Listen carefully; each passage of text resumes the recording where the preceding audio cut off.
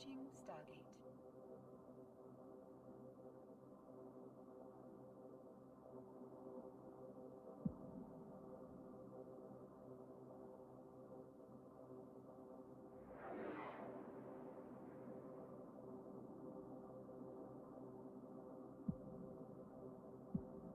Autopilot jumping.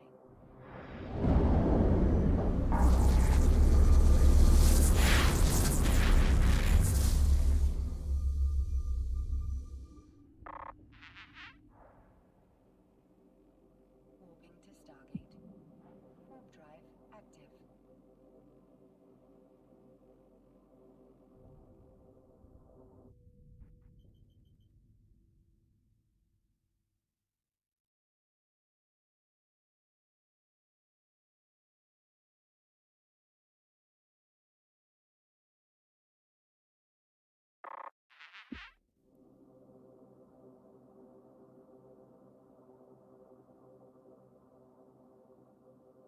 Approaching Stargate.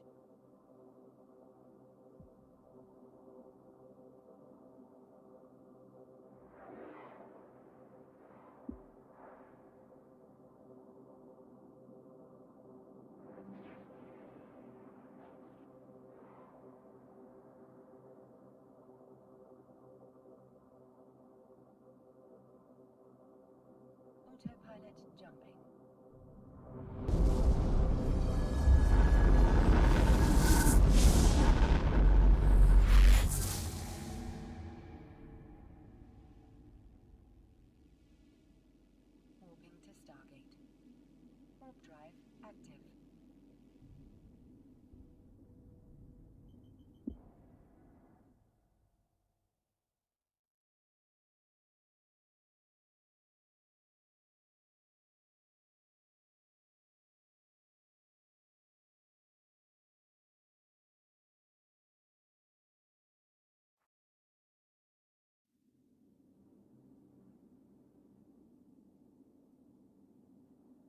Approaching Stargate.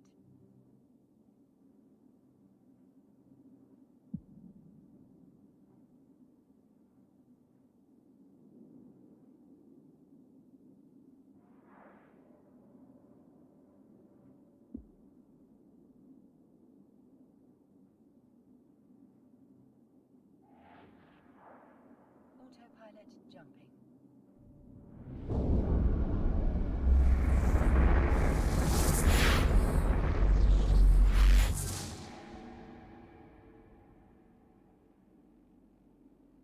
Warping to Stargate. Warp drive active.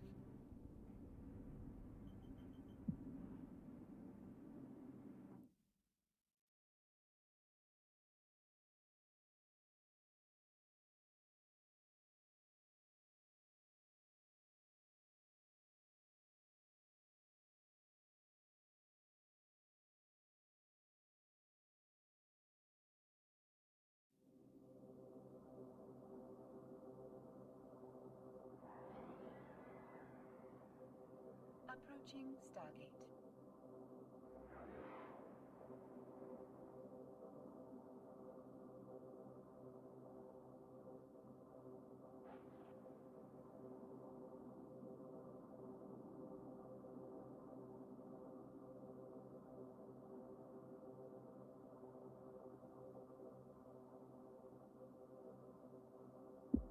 Autopilot jumping.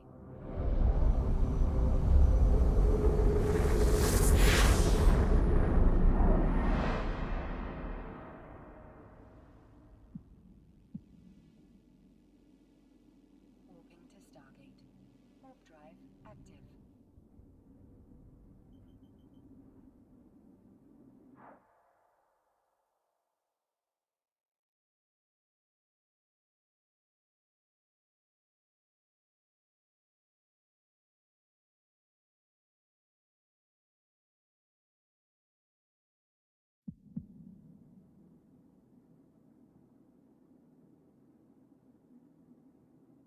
Approaching Stargate.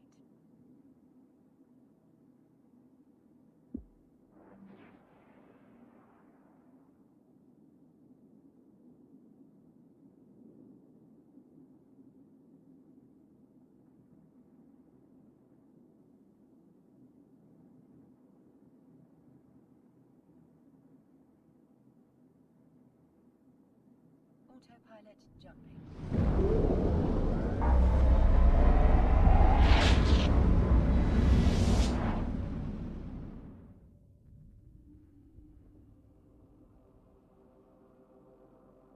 Warping to Stargate. Warp drive active.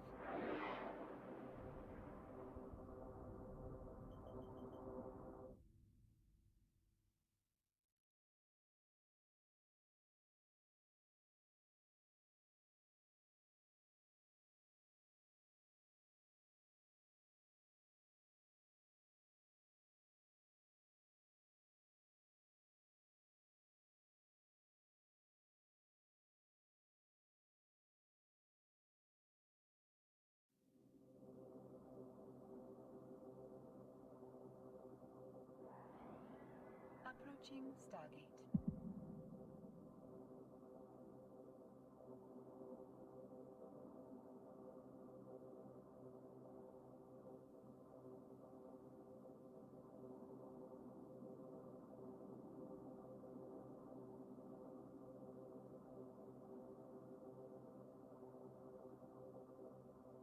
Autopilot jumping.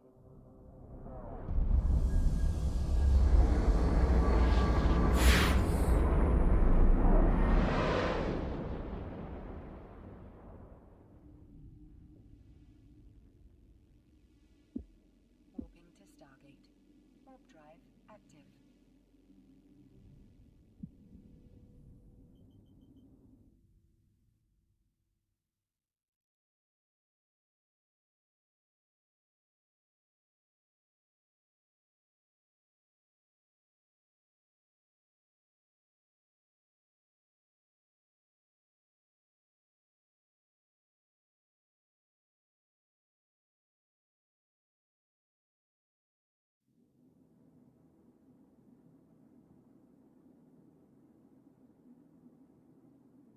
Approaching Stargate.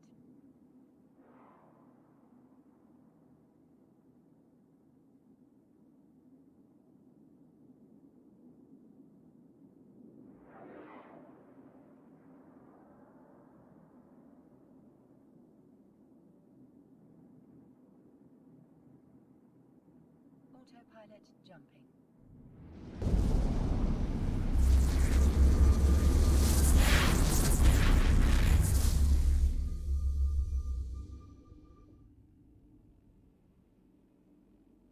Warping to Stargate. Warp drive active.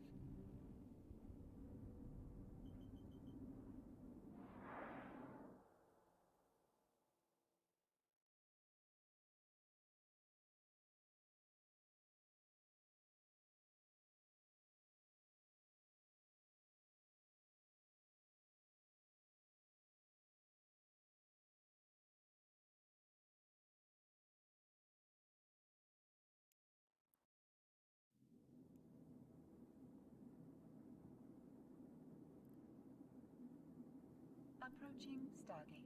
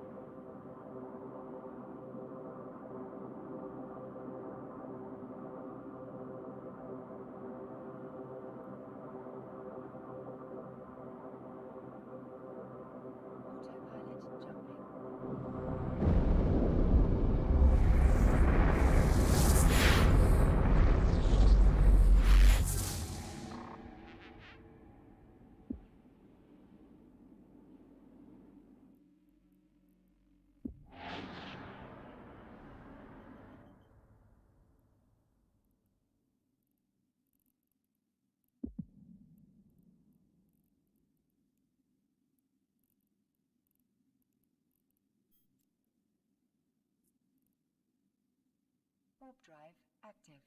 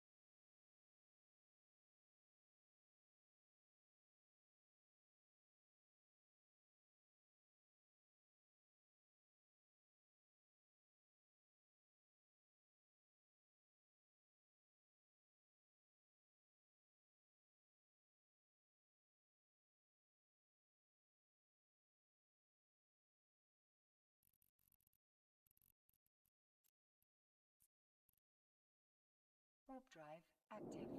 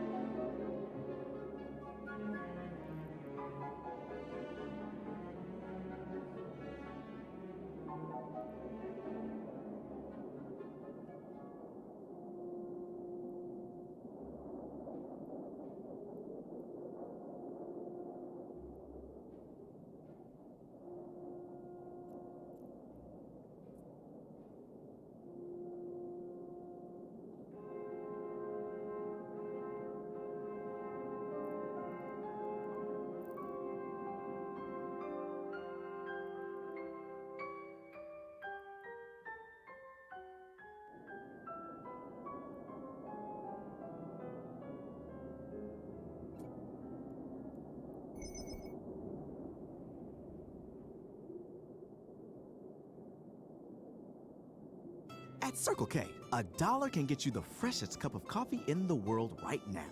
And now, and now. See, every cup of Circle K coffee is ground fresh, right when you want it. That means for a teeny tiny perfect second, your cup is actually honestly fresher than any other. So, whether you're craving coffee now or now, you'll get the freshest cup in the world at Circle K. Every cup ground fresh, starting at $1 at Circle K. Limited time only at participating locations.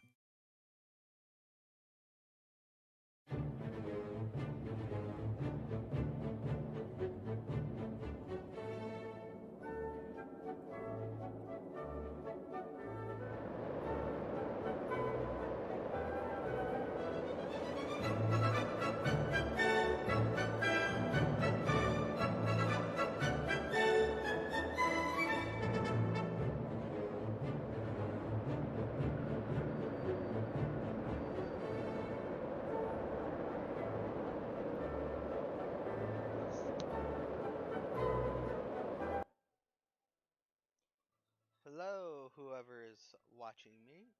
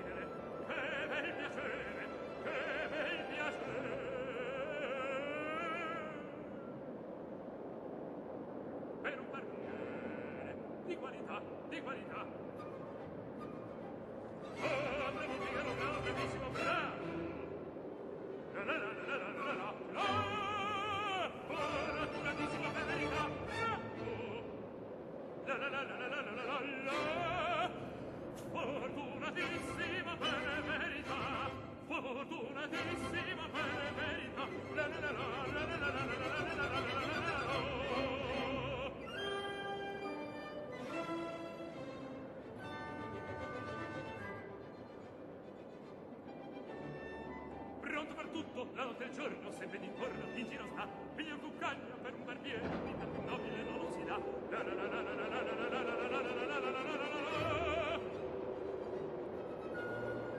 Raso di pettini, lancette forbici, al mio comando, tutto qui sta. Lancette forbici, raso di pettini, al mio comando, tutto qui sta. E la risorsa, noi del mestiere,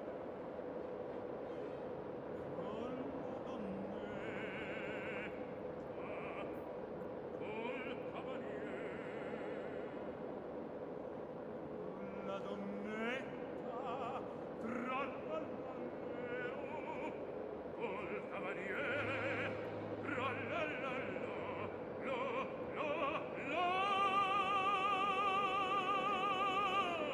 che bel vivere, che bel piacere, che bel piacere.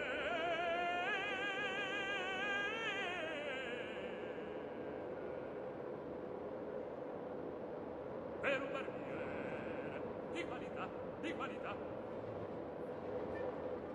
Tutti mi chiedono, tutti mi vogliono, donne e ragazzi, vecchie fanciulle, quella parrucca, presto la barba, quella sanguigna, presto il biglietto, tutti mi chiedono, tutti mi vogliono, tutti mi chiedono, tutti mi vogliono, quella parrucca, presto la barba, presto il biglietto, ehi, Figaro, Figaro, Figaro, ahimè, è furia, è folla, una alla volta, per carità, per carità, per carità, una alla volta, una alla volta, una alla volta, per carità. Figaro, son qua, ehi, Figaro, son qua, Figaro là, Figaro qua, Figaro là, Figaro su, Figaro giù, Figaro su, Figaro giù, pronutissimo sopra il fulmine, sono il fattotum della città, della città, della città, della città, della città. Ah, bravo Figaro, bravo bravissimo, ah, bravo Figaro, bravo bravissimo, a te fortuna, a te fortuna, a te fortuna, non mancherà, la la la la la la la la la la la la la la la la la la, a te fortuna, a te fortuna, a te fortuna, non mancherà, sono il fattotum della città, sono il fattotum della città, della città, della città, della città.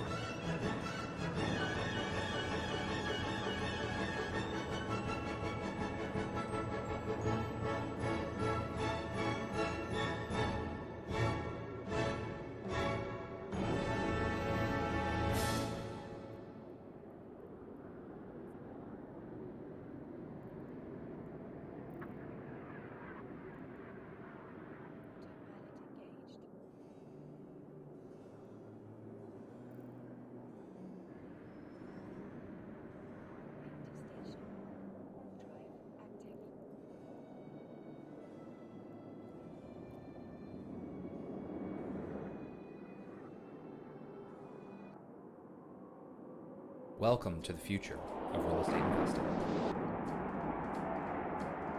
With Fundrise,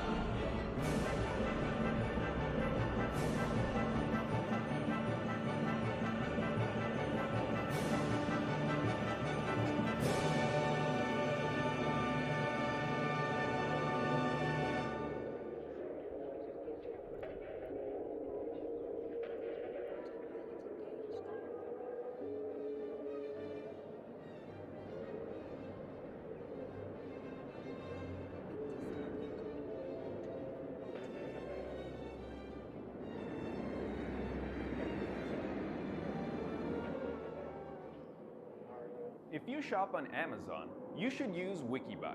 It's a browser extension that automatically Approaching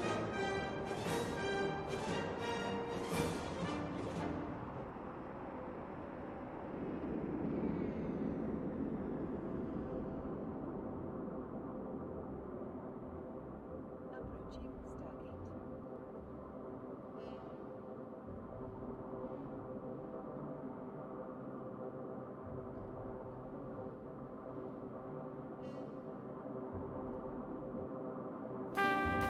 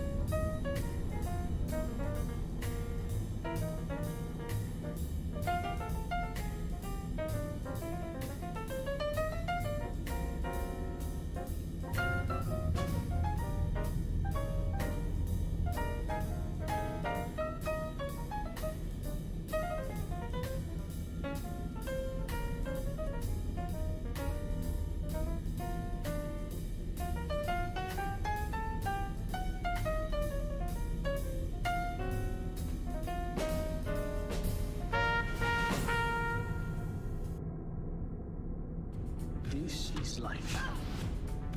You don't always get another shot.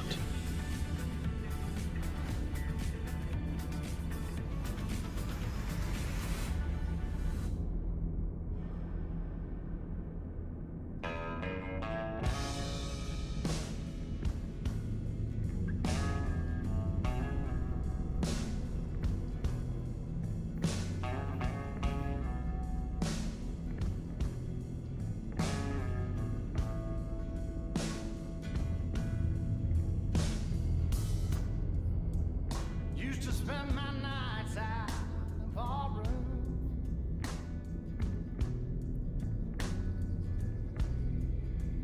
Liquor was the only love I'd known.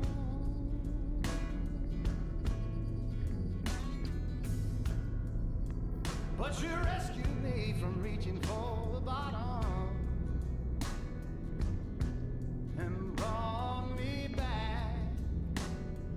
Being too far gone. You're as smooth as Tennessee whiskey. You're as sweet as strawberry wine. You're as warm as a glass of brandy. And honey, I stay stoned on your love all the time.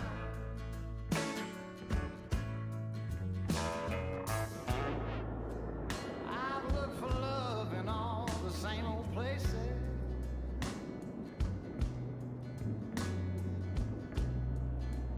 Found the bottom of the bottle's always dry.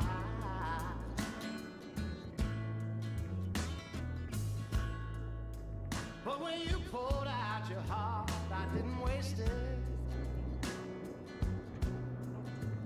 'Cause there's nothing like your love to get me high. And you're as smooth as Tennessee whiskey. You're as sweet as strawberry wine. You're as warm as a glass of brandy. And honey, I stay stoned on your love all the time.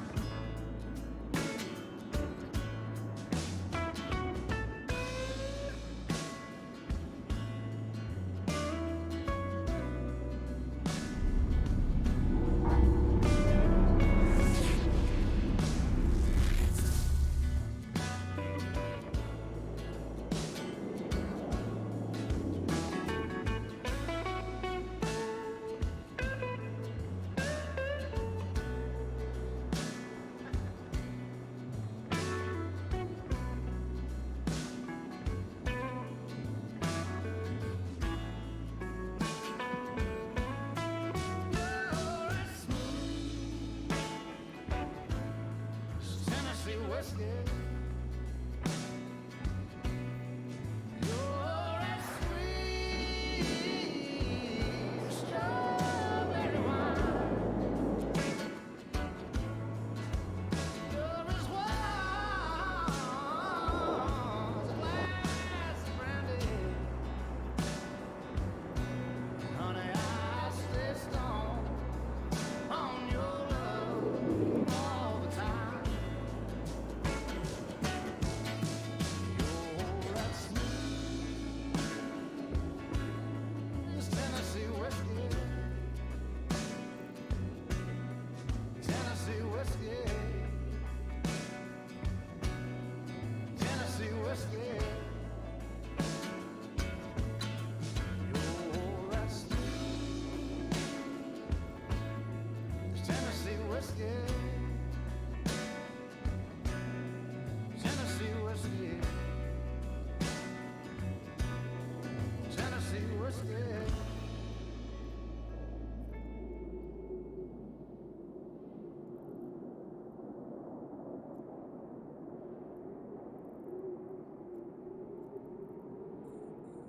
She wanted to move someplace warm. But he wanted snow for the holidays, so we built a snow globe. But the one thing we could both agree on was getting Geico to help with our homeowner's insurance. I love you! Sweetie, hands off the glass. Ugh.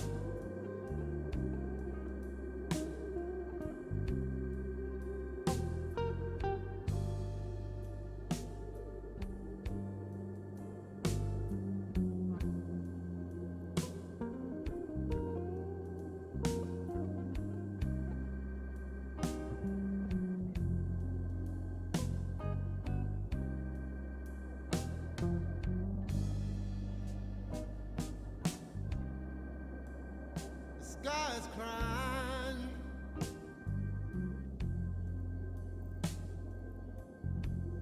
Can't you see the tears roll down the street?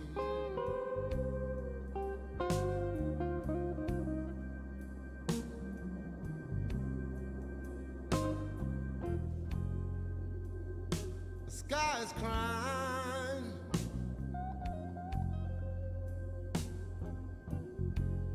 Can't you see the tears roll down the street?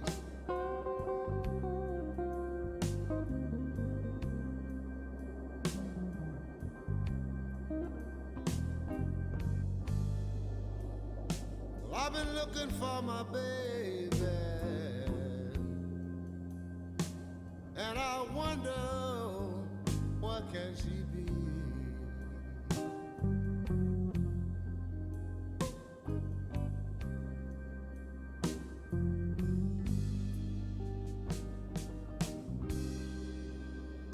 I saw my baby early one morning. She was walking on down the street.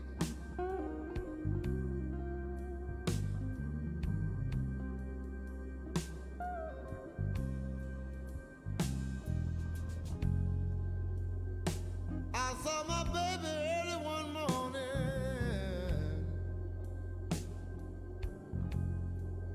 She was walking on down the street.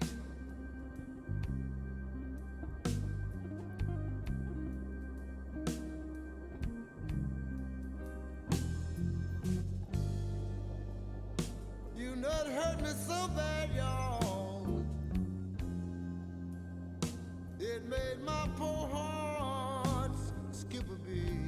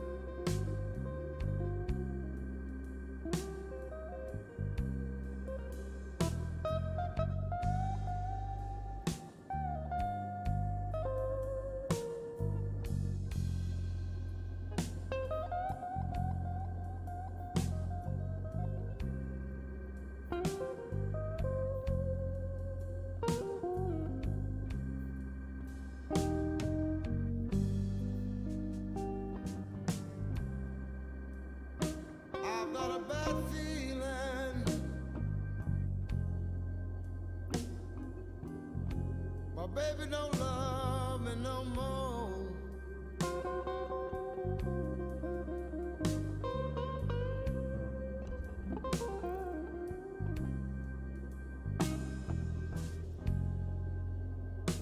I've got a real bad feeling.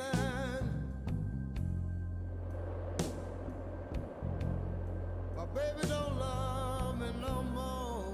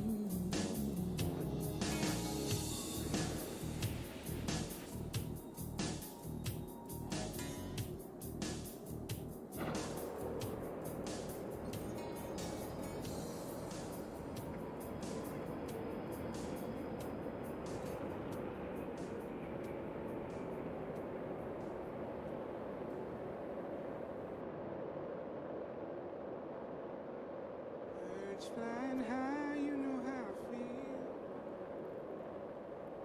Sun in the sky, you know how I feel. Breeze drifting on by, you know how I feel. It's a new dawn, it's a new day. It's a new life for me, yeah. It's a new dawn, it's a new day. It's a new life for me. Ooh, and I'm feeling good.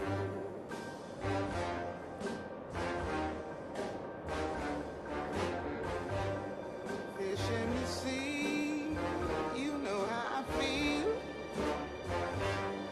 River running free, you know how I feel. Blossom on the tree, you know how I feel. It's a new dawn, it's a new day, it's a new life for me, and I'm feeling good.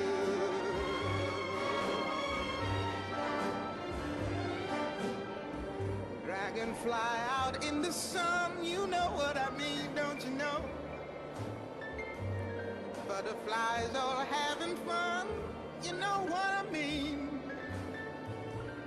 Sleep in peace when day is done, that's what I mean. And this old world is a new world and a bold world for me.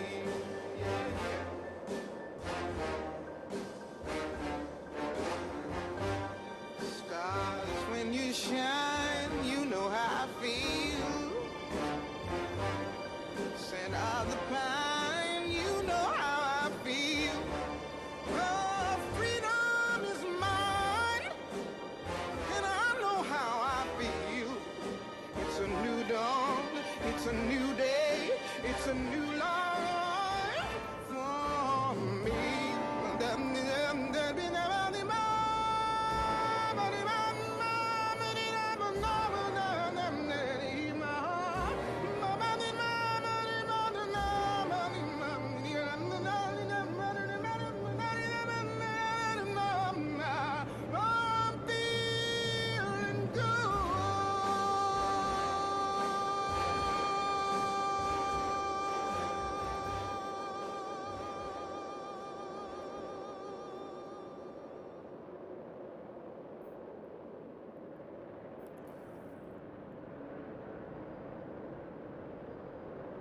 Music is a really important part of the show. Rigo took a tremendous musical leap. I got to work with Timbaland. That alone still makes no sense to me.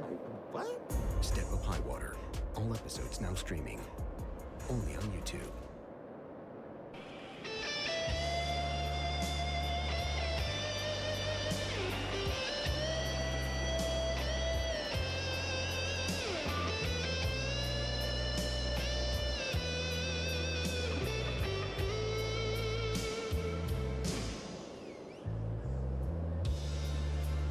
Used to be so easy to give my heart away, but I found out the hard way. There's a price you have to pay. But I found that love was no friend of mine. What I should have known. Time after time, so long, it was so long ago, but I've still got the blues for you.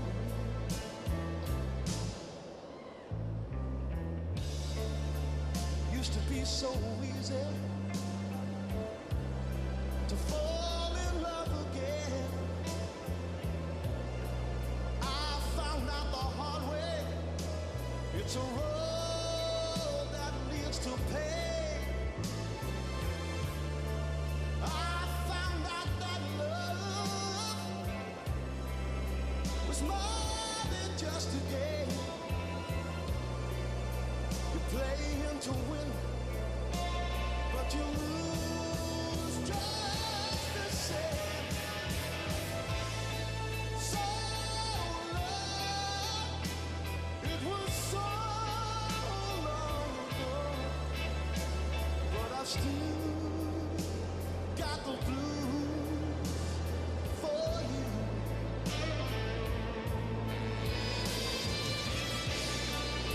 So many years since I've seen your face. Here in my heart, there's an empty space we used to be.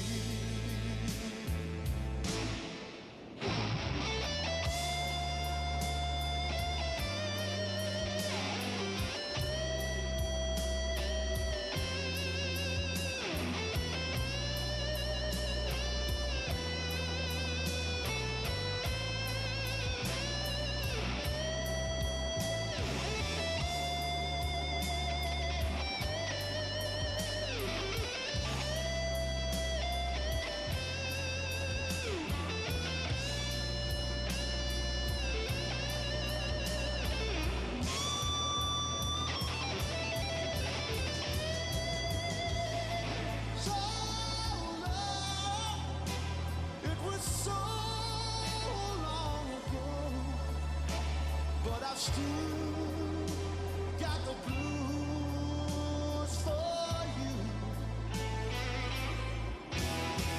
Though the days come and go, there is one thing I know, I've still got the blues for you.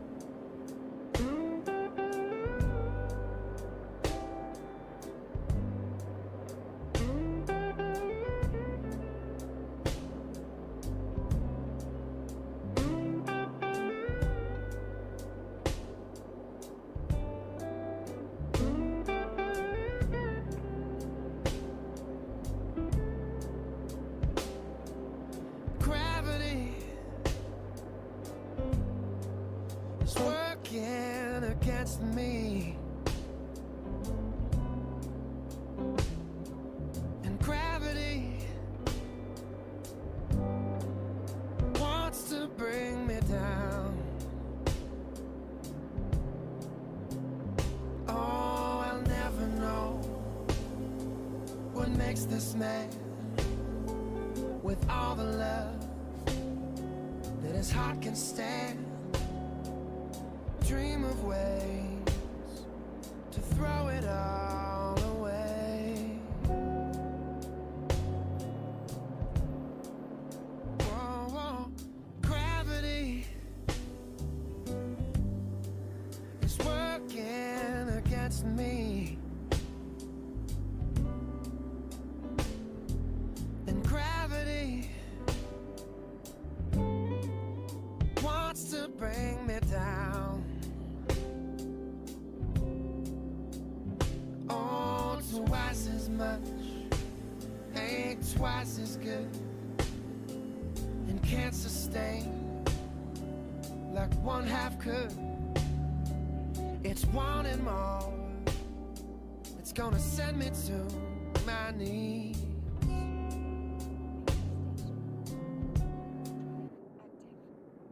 Music is a really important part of the show. Rigo took a tremendous musical leap. I got to work with Timbaland. That alone.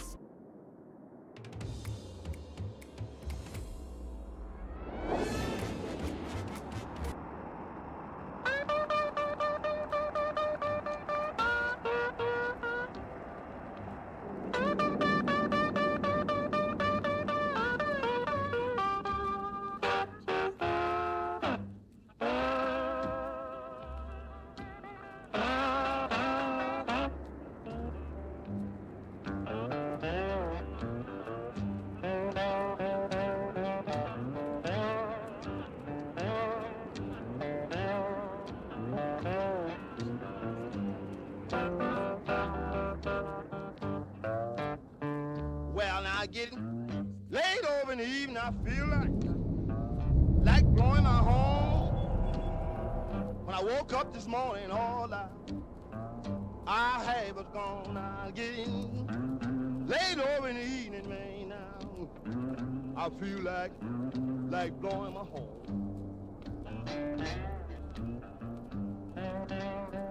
Well, now woke up this morning.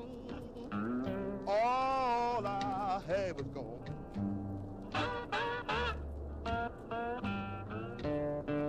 Well, books went to the ocean running into the sea.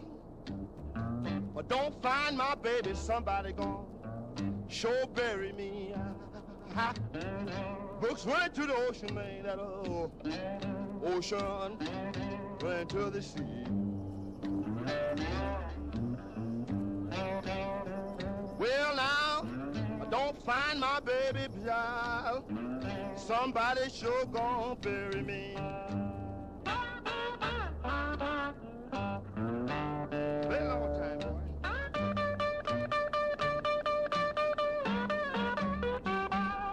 Yeah!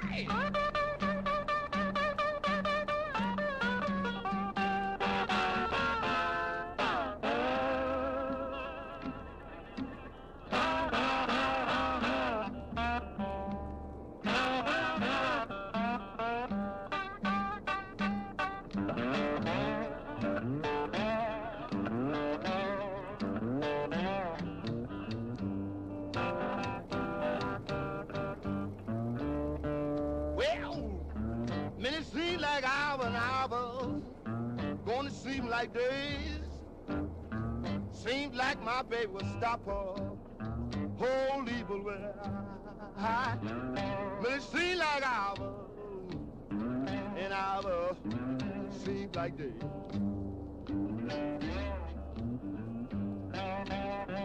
Well now, seems like my baby child, well child will stop a low down way.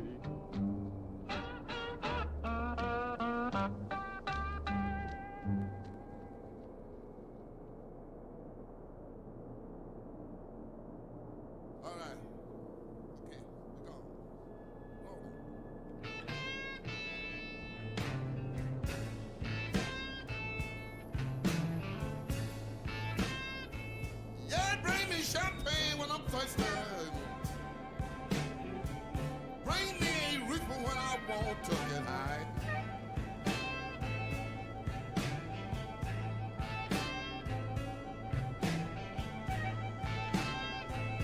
Yeah, bring me champagne when I'm thirsty. Bring me a reaper when I want to get high.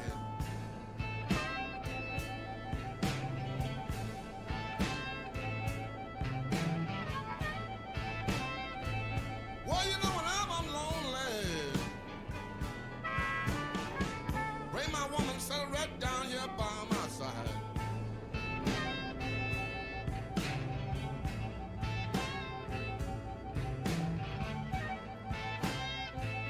Well, you know, it should be no law in people that want to smoke a little dope.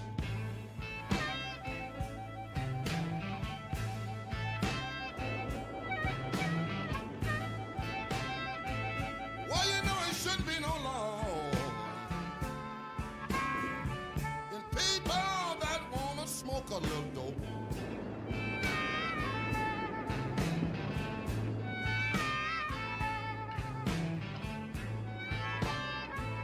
Well, you know, it's good for your head, and it relax your body, don't you know?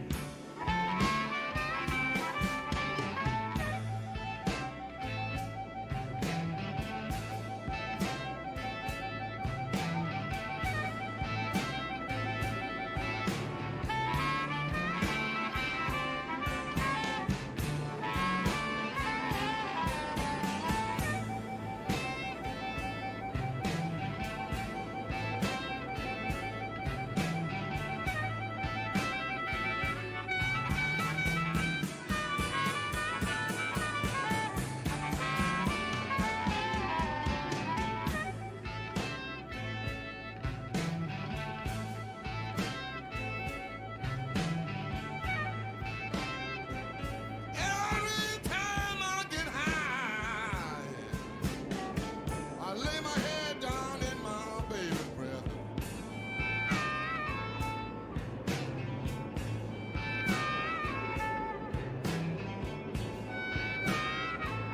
Well, you know, I lay down and be quiet, trying to take my rest.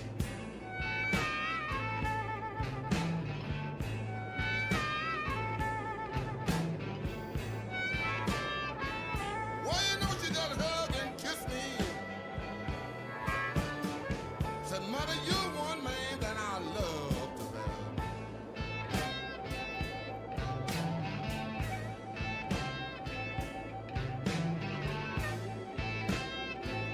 Well, I'm gonna get high. I'm gonna get high just as you showed my name.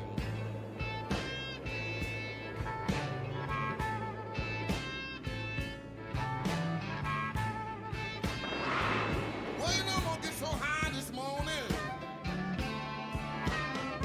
It's going to be a crying shame.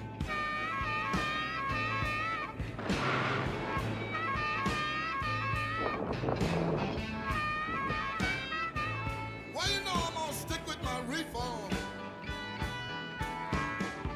I ain't gonna be nothing wrong with no cocaine.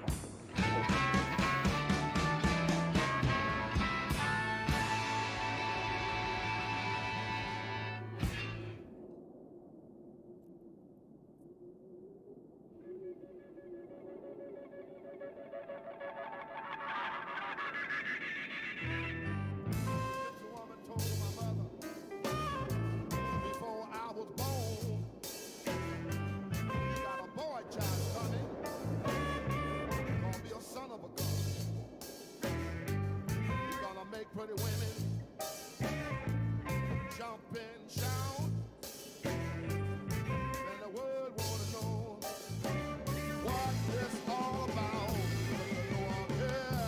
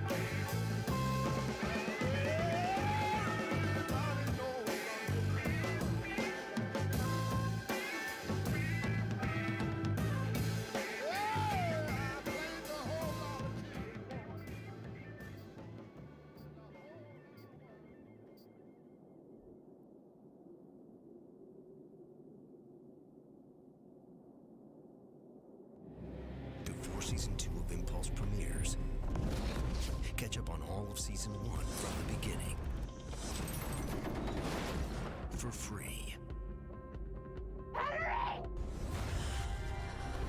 All summer long.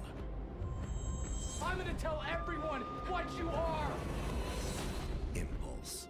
Season 1, now streaming free. Season 2, coming this fall. Only on YouTube.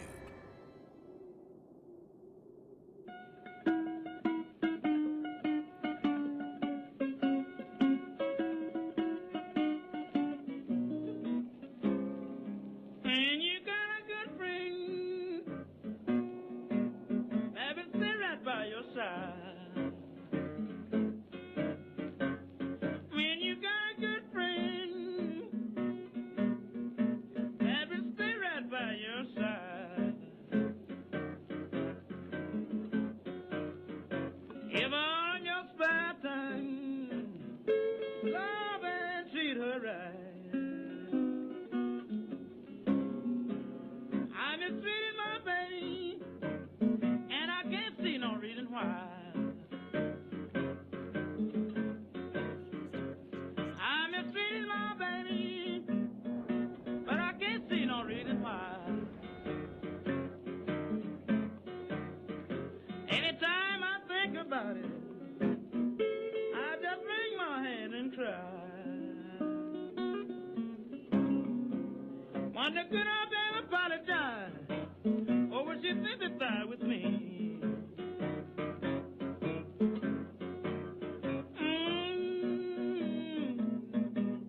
Would she sympathize with me? She's a brown-skinned woman, as sweet as a girlfriend can be.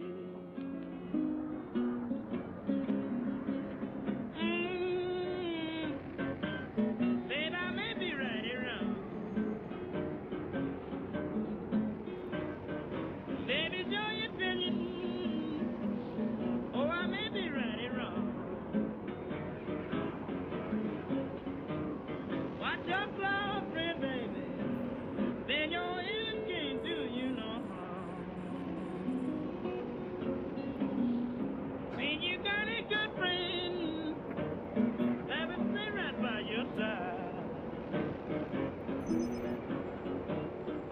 When you got a good friend, have it stay right by your side. Give her your spare time, love and treat her right.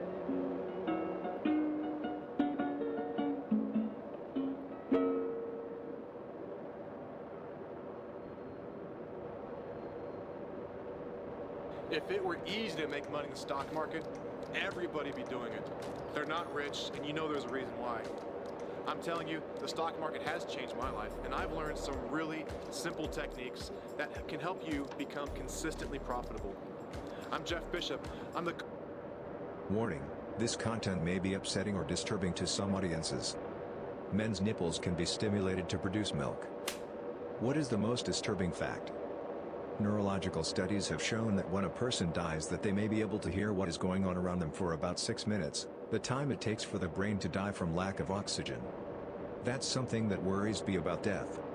Feeling your body shut down, not breathing and sitting there in thought, not being able to move forward for minutes that feel like hours. Hamsters will eat their whole litter themselves just so they don't have to be bothered with motherhood. Rodents are brutal. How did that stuff not get sorted out by evolution? That's literally the opposite behavior of what should have evolved. Falcon breeders let birds have sex with their heads. Many bird species acquire their sexuality through sexual imprinting. They are interested in partners who look similar to their parents. If they are raised by a human instead, they will be sexually attracted to humans, but not their own species, so breeders basically have to have sex with the falcons themselves as they won't reproduce otherwise. The breeder first does a dance to turn the falcon on, and then it attacks their head and does the thing. They wear special hats for this to catch the semen, so the bird doesn't have sex with the actual head. But yeah, that's how it works, I guess. I found out a while ago because my uncle actually started breeding falcons. Robert Pickton killed 49 women and fed their bodies to pigs, but whatever the pigs didn't eat was sent to a rendering plant outside Vancouver, where makeup ingredients were made. Considering his last kill was suspected to have happened around the year 2000, if you're living along the West Coast there's a 9 to 0% chance your lipstick had dead woman in it. Pig expert replied, "You're always gonna have problems lifting a body in one piece. Apparently the best thing to do is cut up a corpse into 6 pieces and pile it all together. And when you got your 6 pieces, you gotta get rid of them, because it's no good leaving it in the deep freeze for your mom to discover, now is it? Then I hear the best thing to do is feed them to pigs. You got to starve the pigs for a few days, then the sight of a chopped up body will look like curry to a head. You gotta shave the heads of your victims, and pull the teeth out for the sake of the piggy's digestion. You could do this afterwards, of course, but you don't want to go sieving through pig poop, now do you? They will go through bone like butter. You need at least 16 pigs to finish the job in one sitting, so be wary of any man who keeps a pig farm. They will go through a body that weighs 200 pounds in about 8 minutes. That means that a single pig can consume 2 pounds of uncooked flesh every minute. Hence the expression, as greedy as a pig.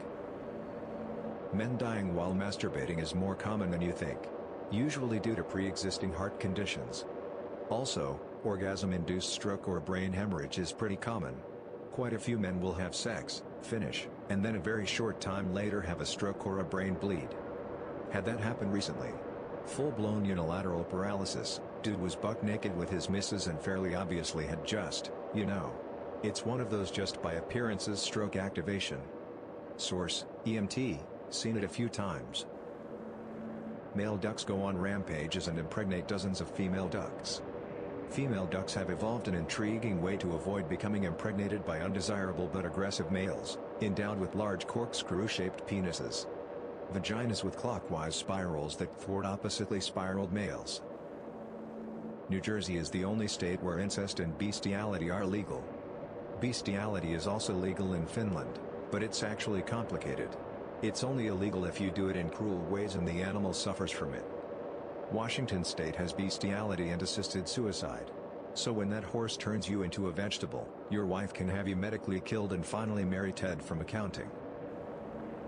When a pregnant woman dies, relaxation of muscles and buildup of gases mean the fetus is sometimes expelled from the body a few days after death.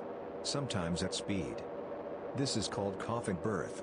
Also known as post-mortem fetal extrusion, is the expulsion of a non-viable fetus through the vaginal opening of the decomposing body of a deceased pregnant woman, as a result of the increasing pressure of intra-abdominal gases. This kind of post-mortem delivery occurs very rarely during the decomposition of a body.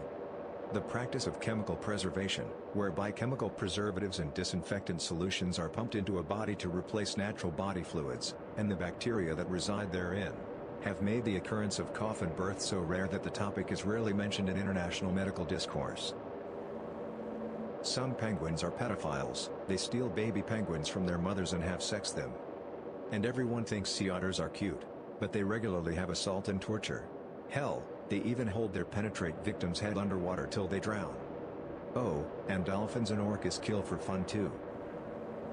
The location of the serial killer H.H. Holmes' infamous murder castle, located at 63rd and Wallace Street in the Englewood neighborhood of Chicago, is now a U.S. post office. The rooms would fill up with toxic gas, killing the guests. Holmes would then take their skeletons and sell them to medical schools. There was one specific gas chamber, and greased chutes through the hotel leading to quicklime pits in the basement to dissolve bodies. At one point Holmes even coated the floor of the gas chamber with a corrosive acid, so that when one victim attempted to kick the inside of the door to escape, the acid on her feet left a corroded footprint on the door.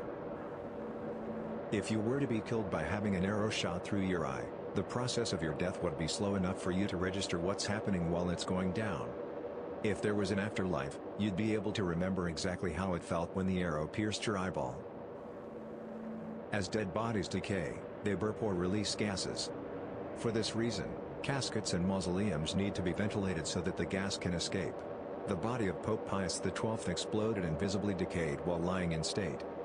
The smell was so awful that the guards had to be rotated out every 15 minutes. This was 1958, not the Middle Ages. The chemical that gives Parmesan cheese its smell, butyric acid, is produced by dead bodies. Meaning dead bodies smell like Parmesan or Parmesan smells like dead bodies. I think I prefer the former.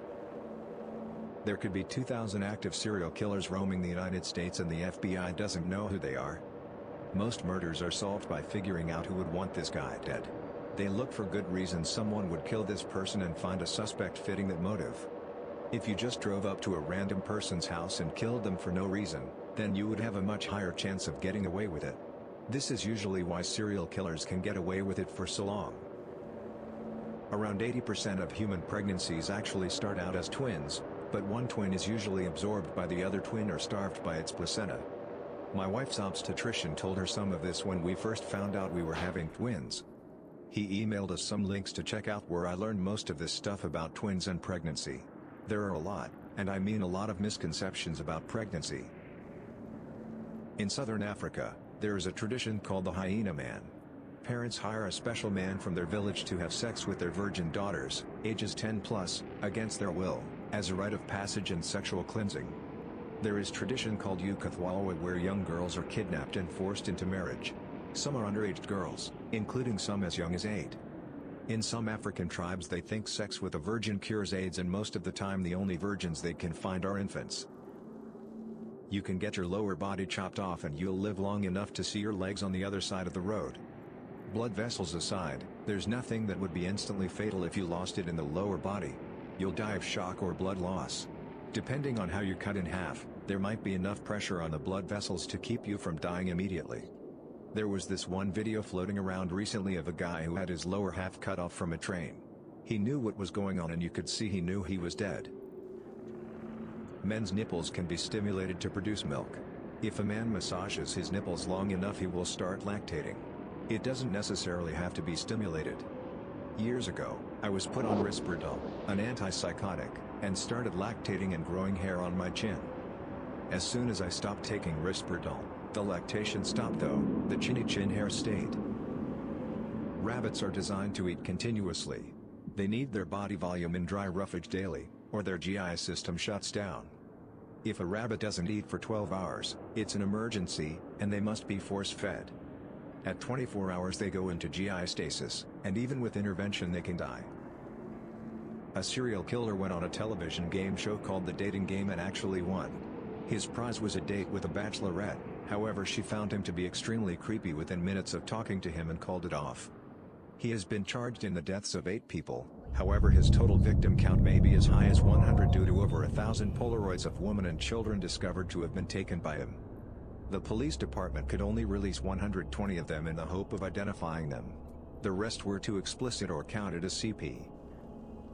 Some species of anglerfish become sex slaves. The male anglerfish finds a female, who's much larger, and bites onto her abdomen latching on. He then connects to her blood supply, losing his eyes, tongue, stomach, anything not needed for reproduction. Her body supplies him with nutrients and he supplies her with fertilization for her eggs.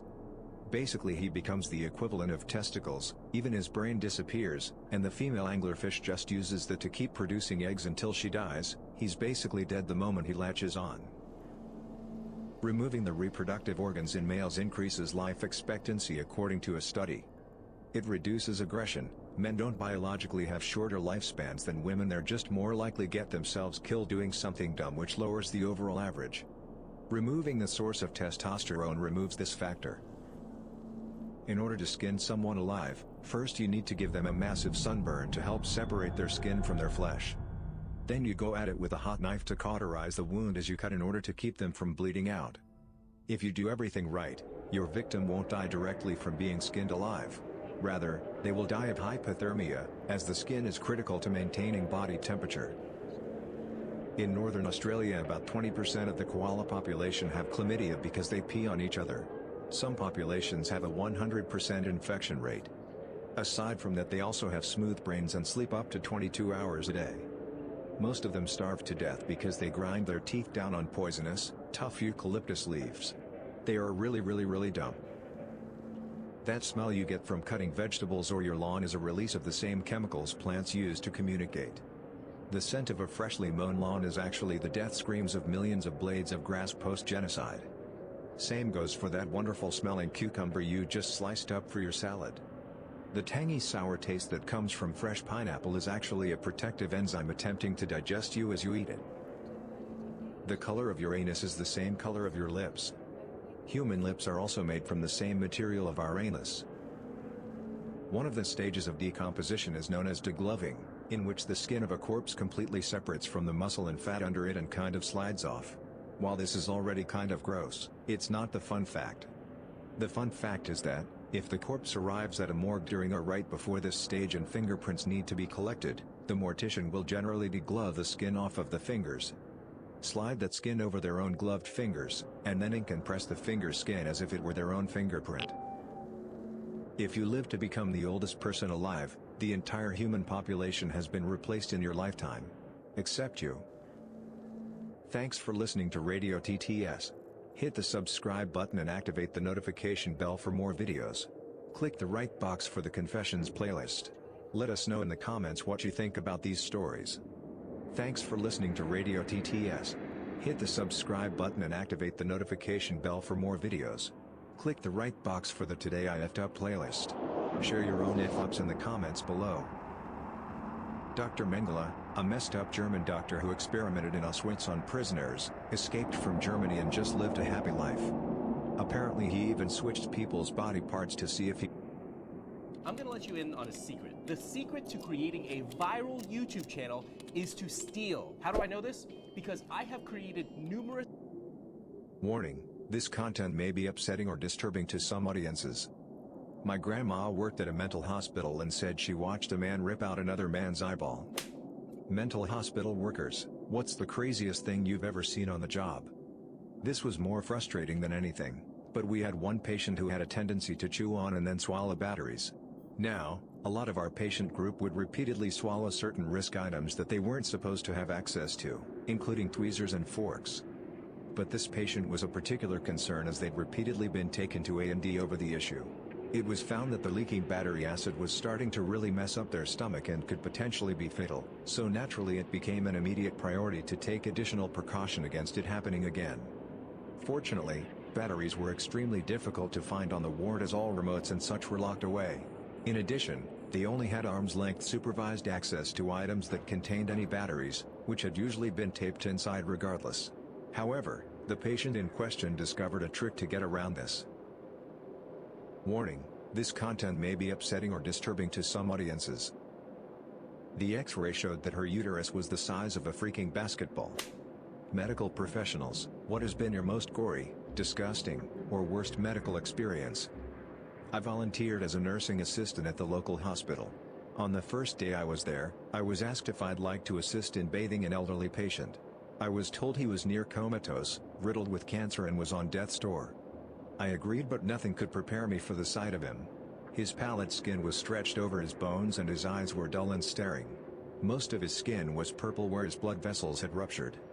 He couldn't even speak and screamed when myself and the other nurse had to roll him over.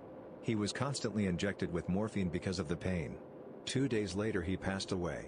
I decided the medical profession wasn't for me. I'm a nursing student. We just finished our first clinical placement at a nursing home. Not me, but my friend did something ridiculously funny.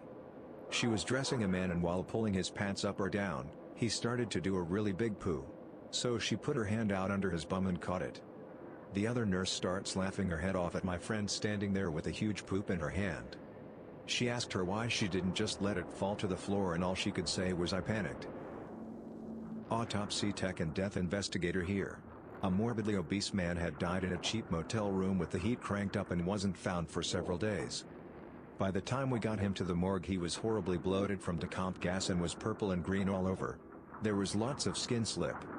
Our forensic pathologist went to make the initial Y incision, and the force of the escaping gas blew gore all over us and the ceiling while making a sound like a wet balloon with the air being pinched out. We all paused for a moment as the worst stank I have ever smelled enveloped the room like something that had crawled out of Satan's anus. Then we burst out laughing because it was all we really could do. It didn't help that he was leaking liquefied fat all over the floor. That stuff is slippery. My boots have never been the same since. Mortician for 4 years before switching to nursing for the pay increase. 24-year-old kid who take a boatload of pills and passes out in a field or wooded area being his parents' home. Aspirated and naturally then passed. Went missing mid-July, found mid-September. We're in South Texas. Went to box him for cremation and lowering him from the stretcher to the box. My glove slipped from the plastic around him being wet with body ooze and he drops down the last 6 inches. Sploosh. Droplets of pure brown nastiness went everywhere.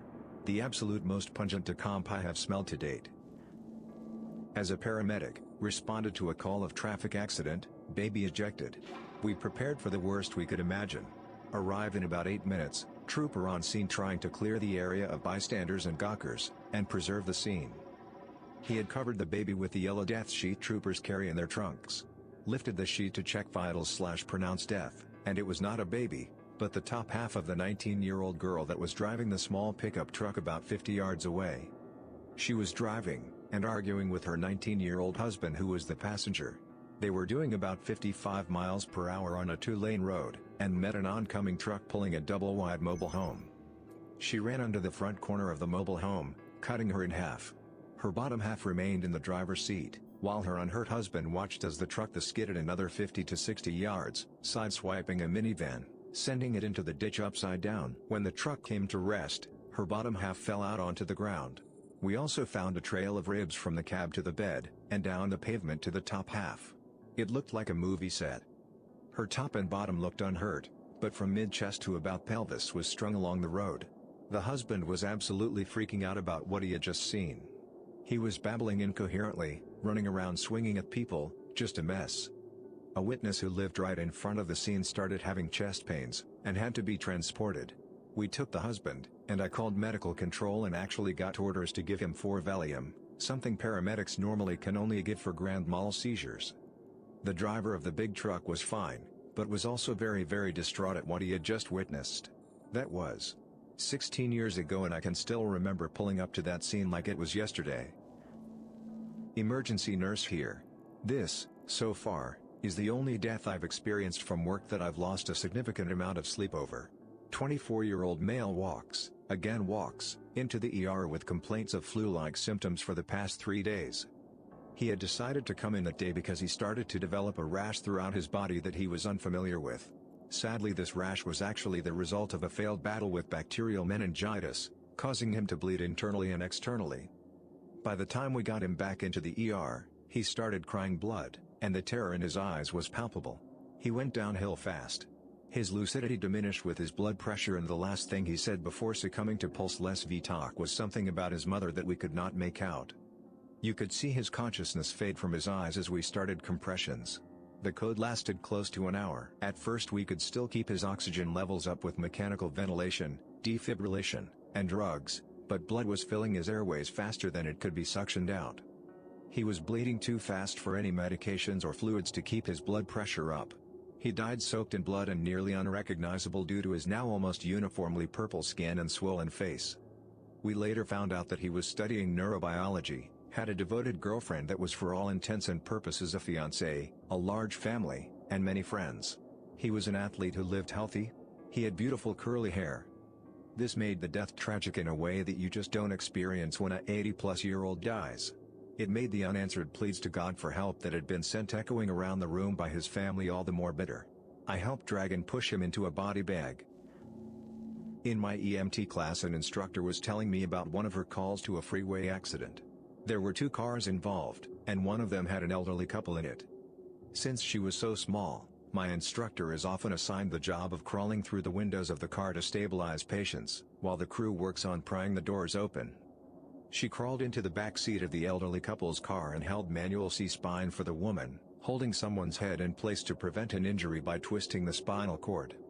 As she held the head, it came off in her hands. The woman had been decapitated by the accident. She had to take a couple of weeks off after that and talk to a therapist to help cope. I can't imagine what it must have been like to go through something like that. A few years back when I was a medical student, I was doing my primary care rotation when I had to see a morbidly obese lady for a gynecologic issue. She said she was having a lot of itching and soreness in her vagina. Even as I set up for a pelvic exam, I could already tell it wasn't gonna be good. I could smell a foul odor already and I haven't even looked. I was gloving up when I got so nauseated and I was about to get sick. So I excused myself and lied to my attending that I had a problem taking a look at her, because she was so obese and I didn't have much experience with such a challenge. The truth was I just couldn't stay in the room. It smelled like rotting vagina. A few minutes later my attending calls for me to show me what he found. I thought for sure it would be an aborted fetus, but I was wrong. I go in with my mask and there my attending dangles this cylindrical object covered with bloody debris. It was a tampon. She apparently had difficulty removing it a week ago. My attending kept saying it stinks like a mag. The embarrassed patient was crying and I felt bad, but I had to step out of the room cause I was starting to regurgitate my saliva and was about to puke. To this day I can't forget that smell. It took a few weeks before I was able to go down on my girlfriend again. I think that was my deciding factor as far as not going into GYN. I just don't want to encounter the rotting vagina smell again ever. A 70-something-year-old woman came into hospital with extreme abdominal and vaginal pains. So they first did a physical exam by pushing their fingers into her vagina to see if anything wasn't right inside. Well, as he pushed his fingers through, they stopped at a wall just a centimeter or two within. He was so confused to why the depth of her vagina was so small. The other two doctors also examined and were just as confused. They ended up doing an X-ray and it showed that her uterus was the size of a freaking basketball. It turns out that every period she's ever had has been stored in her uterus. They evidently had to cut it open, but when they did, 70 years worth of period blood came gushing out like explosive diarrhea. The room was filled with black, brown, stale period blood and the smell was apparently incomprehensible. They spent a solid time throwing up after that. I want to tell this story because I feel there is very limited knowledge about when it is appropriate to withdraw care on your family. If any of you take anything away from this, please write a living will and talk to your loved ones about your wishes. A man brought his 92-year-old mom to our hospital because we were renowned for our outcomes. She had some pneumonia and was placed on a breathing machine to help breathe. Numerous antibiotics and drugs were given to help the lady as her son wanted everything done. She stayed on our unit for weeks breathing and eating through tubes with incredibly advanced dementia. Every time we came into the room or spoke to her you could just see the fear in her eyes. Every time we had to turn her vent settings up as she got closer to dying, we talked to the son about withdrawing care. He denied. Never. This was his mom and he did not want to let her go for any reason. He started yelling at the staff and we had to escort him out a few times. Yet since he was appointed as the decision maker in her living will, we had to continue to ask him to make decisions about his mom's care. When his mom was literally days away from death, maxed out on every drug we can give, we asked him to withdraw care on his mom. He punched me in the face. Later that day we performed CPR on his mom, breaking 4 of her ribs and she died anyways. The rest of the family watched us do this in horror to their mom because the son could not withdraw care. When you are appointed to make decisions in a living will, it can only be up to you. We could have withdrawn care weeks earlier, giving her a peaceful and restful death. If we are all going to die eventually, we should have the respectful choice to decide when we no longer wish to be cared after. It is therapeutic. Sometimes, enough is enough. This is not my story, but my father's. My dad was on his way to go pick up some pizzas from one of our favorite pizza places. He had just turned down the T intersection towards the pizza place when he heard an extremely loud crash. He turned around just in time to see a motorcycle helmet coming down from about 30 feet in the air. The driver of the motorcycle had just ran the red light and slammed right into the side of an SUV with 2 teenage girls all dressed up on their way to prom. The guy was driving way too fast, especially seeing as how you can't even see the intersection, until you were almost right on top of it. When he hit the side of the SUV, his face hit right at the bottom of window at the driver's side rear door. It threw his helmet off, straight up into the air, shattered the window, left a huge dent in the door, and covered the interior of the car, and the poor girls, in their white prom dresses, with specks of blood. My dad pulled over in a nearby parking lot and rushed over to help. At this point in time a couple people had already gotten out, but due to the man's condition, were just standing there in shock. The man had taken almost all of the force of the crash directly to his face around his jaw. At this point in time he was laying in the middle of the intersection with blood streaming from his mouth. He was in bad shape but was still trying to breathe. My dad saw this and attempted to clear his airway. He used his fingers to scoop out enough blood from the man's mouth so he could breathe, and then attempted to pull his tongue and jaw down to open his airway. He described the man's chin as literally having absolutely no structure as the bones had been pulverized. He compared the feeling of this man's jaw to a handful of mush. He continued to stabilize the man's neck, and hold open his airway until the ambulance arrived. It took the ambulance a good 10 minutes to show up, and had my dad not been there to help, this guy surely would be dead. He let the paramedics know his name, and that he was an anesthesiologist, and gave them a quick rundown about what he already knew. Once the man had been taken away, my dad decided it was now time to wash off. He walked the short distance to the pizza place. His forearms were pretty bloody at the time, and he said it was quite amusing seeing the look on people's faces as he asked them to open the doors to the pizza place and restroom, with arms covered in blood. He washed up, grabbed the pizzas, and came home. The man ended up suffering multiple fractures in a couple different vertebrae, an almost non-existent jaw and other facial fractures, broken collarbone, broken ribs, collapsed lung, amongst a slew of other things. Now my dad, having worked in a hospital for almost 20 years with an extremely busy emergency room, really did not think much of this at the time. He was simply doing the kinds of things he does on a daily basis, just outside of the normal environment. I myself did not even hear about the situation from him until 2 days later. Now this is the thing about this that I find the coolest about the whole story. Fast forward a year. 1 year to the day of the accident exactly. My dad is at work when he gets a page to come down to the main lobby. As he comes into the lobby, he notices this man standing there and thought he looked kind of familiar. Without much hesitation, the man comes up to my dad, wraps his arms around him and just starts bawling. My dad instantly realized who this man was and started crying himself. The man repeated over and over under the tears, "Thank you. You saved my life." They continued to chat a little bit about the man's physical therapy and how it was going. I do not think they have kept in contact, but my dad said it was one of the best experiences in his life. One of the most horrifying things I have ever seen in the hospital was a guy who OD'd on one of his prescription medications. One of the side effects was priapism, which is an erection lasting more than 4 hours. Once the doctors got his cardiac and respiratory systems relatively stable, they tried to get rid of this poor dude's erection, which was starting to turn purple, black and blue. After several non-invasive methods, they did what they had to do. They had to inject drugs directly into the head of his penis. Not one shot. Not 2, or 3, or 4. 19 injections into the head of his penis. It was still swollen, bruised and red 2 weeks later. I used to be a nurse's aide. I once had to put a very obese woman on the bedpan. She was only mid-40s, and I left. She put her call light on, and when I answered she said she was all done. I turn her on her side to remove the bedpan only to see that it is empty. My first thought was that she had been mistaken about having pooped. But then I look and realize that her butt cheeks were so massive her entire dump couldn't make it the length of her cheeks and had gotten wedged in between them. I had to dig the entire load out of her as by hand. It was only about 2 months into the job and it gave me some serious second thoughts. Med student here. A super obese, that's an actual medical term, woman comes to clinic complaining of a foul odor that she's noticed. And yeah, me and the attending noticed it too, a smell somewhere between rancid milk mixed with rotting fish and a disemboweled skunk swimming in garbage. We do the usual workup, take a good history, do a thorough physical, as best as we can get. She is huge and has folds and folds of fat and skin draped all over her, including rectal and genital exam just in case there was some funky down there growth, and run some simple labs.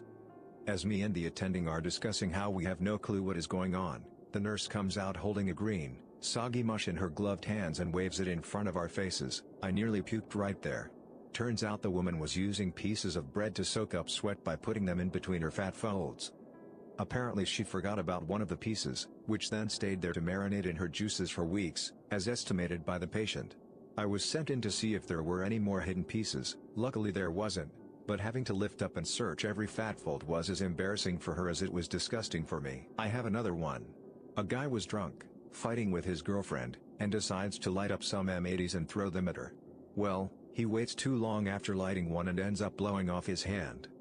He's brought to the ER, completely drunk and having lost a lot of blood. We stabilize him and take him to the OR. While the hand surgeons are cleaning off his stump of a hand, me and the surgery resident are fixing all his chest wounds. One of the hand surgeons says, "Wow, this is a mess. Did anyone at the scene find his thumb?" No one knows. We continue examining, cleaning and suturing his wounds, and lo and behold, buried in a deep wound in his upper abdomen is 2/3 of the guy's thumb. If he hadn't been so fat, his thumb would have likely entered his peritoneum. Thanks for listening to another Gross Radio TTS episode. Hit the subscribe button if you want to be tortured with more videos like this. And let me know your own stories in the comments below.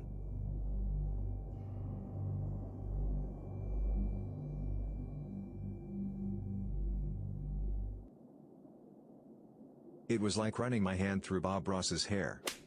Has anyone ever removed a partner's pants only to be disgusted by what they had going on down there?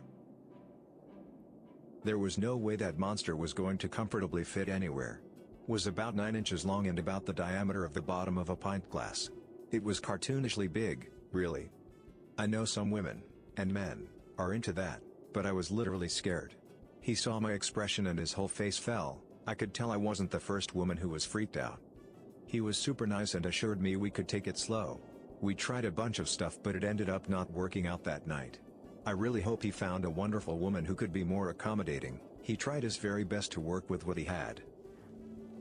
A micro member, so small I had to part the pubic hair to see the head of his Johnny.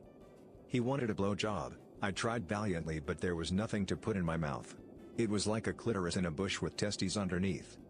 He was really proud, and said things like, "Yeah, you want this, don't you?" Which was confusing. A friend of mine told me that a guy from his work had a one-night stand with a girl that wanted to take it out the butt. So he did it, and woke up the next morning, rolled his foreskin back and found a piece of sweet corn. About 4 years ago, I went home with a chick once who had an insane amount of pubic hair. I was not about to stick my face in it, but was too kind, and drunk, to say so. So I say something like, "Damn, dude, I thought Bush was out of office." She was pissed. She put her pants back on and told me to leave. I'm a butthole. Oh God, I started to massage a guy's penis over his pants. I pulled them down to see he was uncircumcised. I pulled the foreskin back and it was loaded with smegma. It was yellow and had the most foul stench. It's a stench you never forget. I was blunt and told him he smelled cheesy. It ruined the mood. Smegma is skin and sweat and presumably bacteria built up around the head or underside of the penis.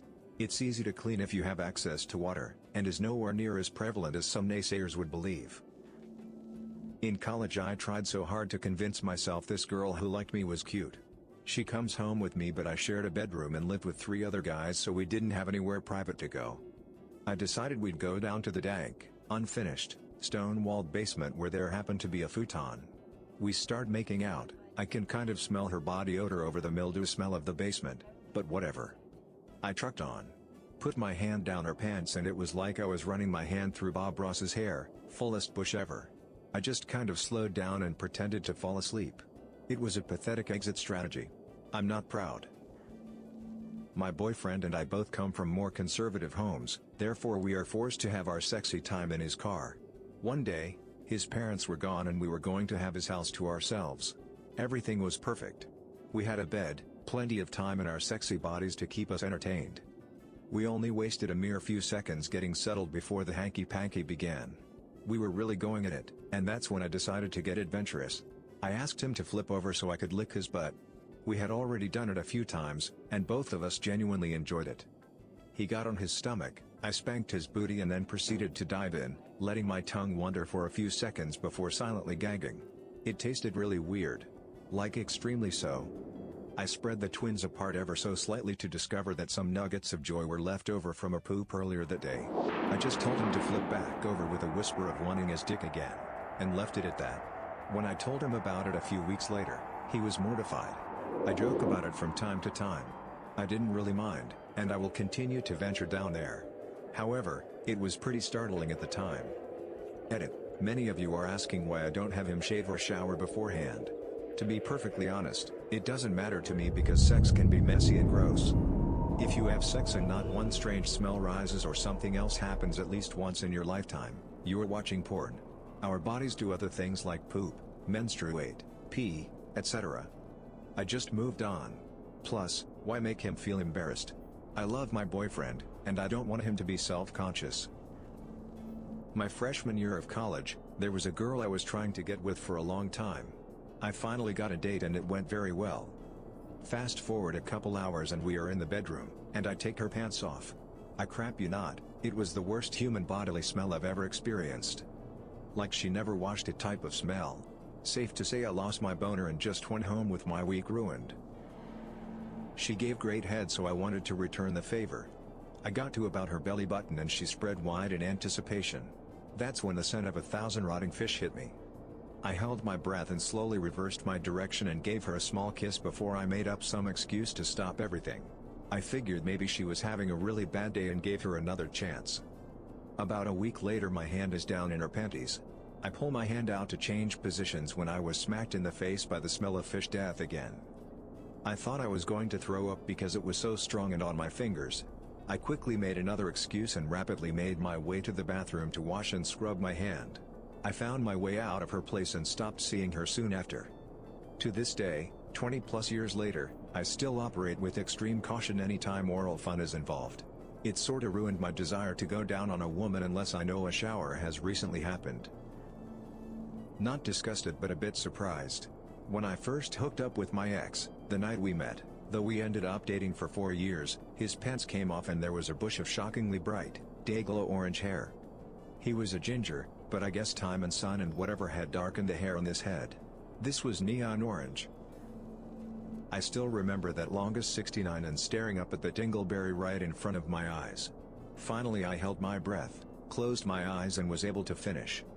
That was the worst part about banging my ex, she never cleaned her butt. It made me very self-aware about my own cleanliness though. I always have wet wipes in my bathroom just to be double sure that I'm double clean down there. And after I itch my butt, I smell my fingers to remind myself why I shouldn't call my ex. Works every time. Wish I had done a junk check before choosing the man I lost my virginity to. He was stubby but wide. Really wide. Like, regular condoms were uncomfortable wide.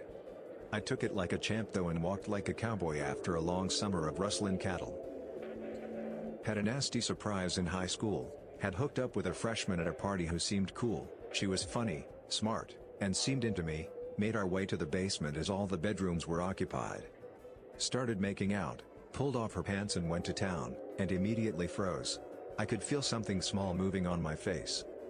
No lights down there and I didn't want to freak her out if I was just imagining things, so I casually ran my fingers through her muff. Came away with lice all over my hand. Screamed like a girl, shook my hand like mad and bolted with pants still undone back upstairs to the nearest bathroom to make sure none of the lice were still on me. Needless to say, did not get lucky that I decided to go down on my now ex-girlfriend after we'd been together for 3 or so months. At first she said that she didn't like it when guys go down there, but she told me later when she was drunk that the truth was that she's never even received cunnilingus before, and was just scared of new things. So anyways, I convince her that it's all fine, nothing to worry about. And I start moving down towards the belt line, undoing her fly, etc. And she's all like, you know, that's sweet but you really don't have to do that if you don't want to, and I'm like, oh no, my pleasure, etc.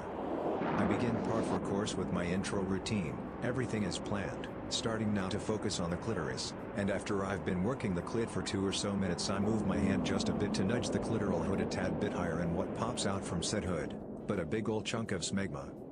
Yes, smegma, practically the size of my fingernail, of the rare and elusive vaginal variety, Smegmaticus vagina. I pause, but she hasn't seemed to notice anything truly awry, and says again, you know you really don't have to. I am starting to see her logic.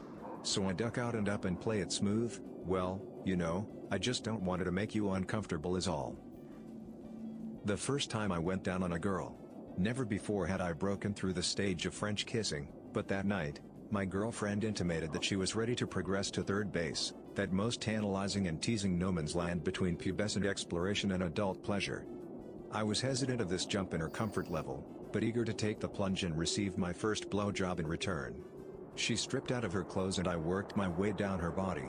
About the time I reached her belly button, I noticed a foreign smell.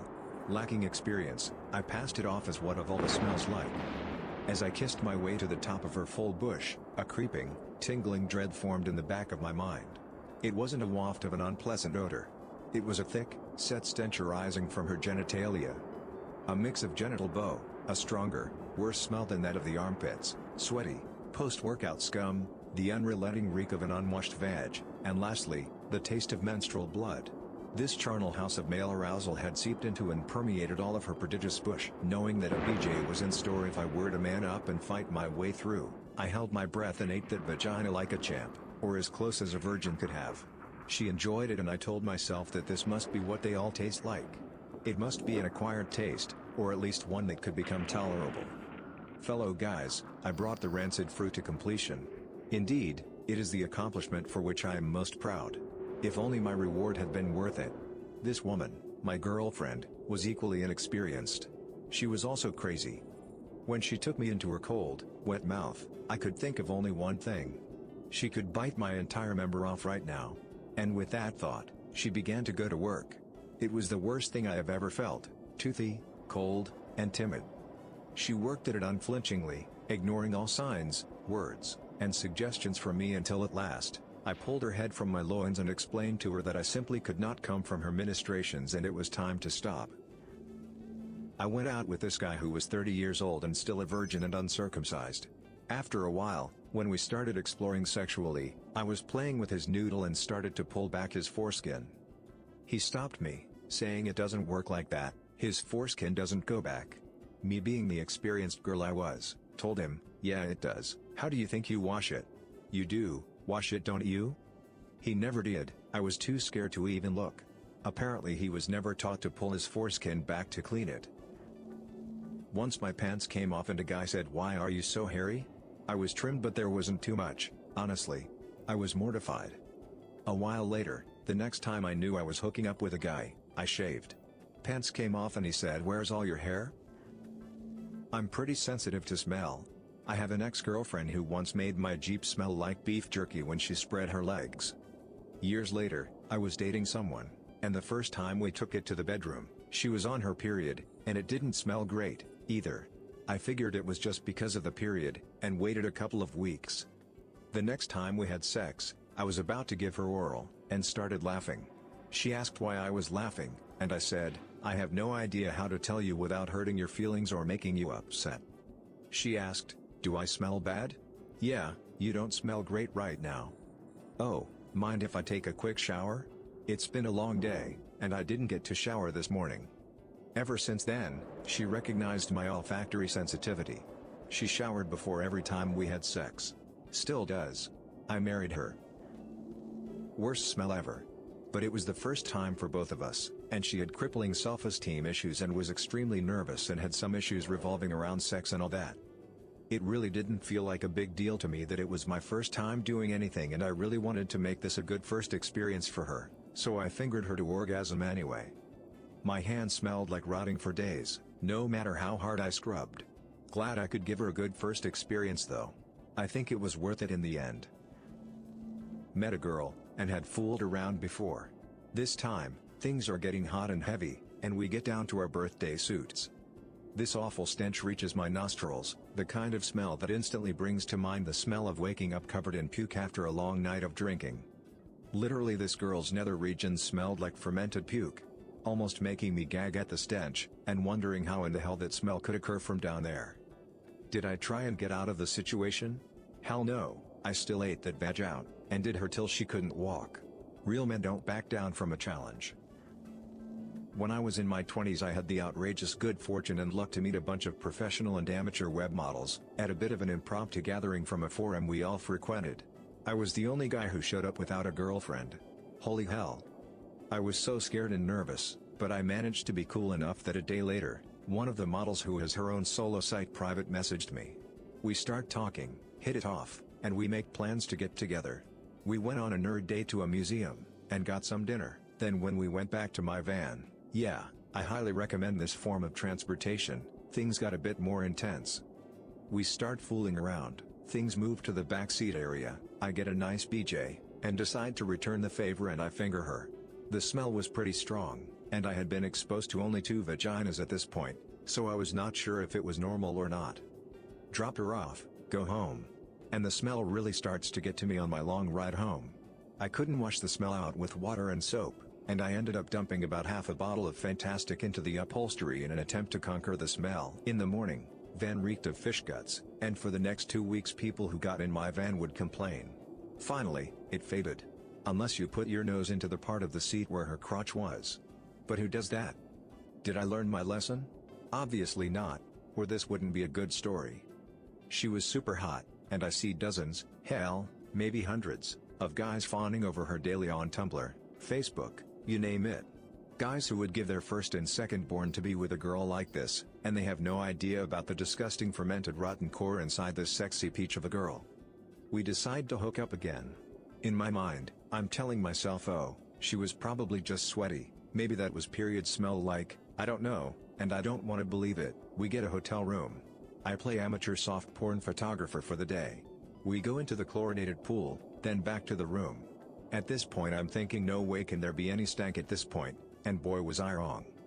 I was working my way down with some foreplay, with the intention of performing my very first cunnilingus. She spread her legs and I got a blast of such a horrifying smell, I'm almost becoming sick reminiscing about it. I bail on that idea, slap on a condom and decide to keep it. I'm no quitter, and this isn't just a once-in-a-lifetime opportunity. Most people don't even get this lucky. Just to put this in perspective, I'm a nerd who is banging some hot web model that I had been crushing on for years before she even knew I existed. And she basically approached me. I guess maybe I know why. So, during the course of thrusting, that smell works its way up to my nostrils until the only thing I can smell or even think about is this chick's rotten crypt gooch. I lost my boner, didn't know what to do, turned on the Big Lebowski and fell asleep. Semi-awkward in the morning, but I got to play porno photographer again, then dropped her off, and said my last goodbye. Yikes. Also, she gave me a curable STD. On the plus side, I've since found out that smell is not normal and found a lovely woman with a normal smelling vagina. Thanks for listening to another episode of How to Keep a Basic Level of Body Hygiene. Hit the subscribe button and activate the notification bell.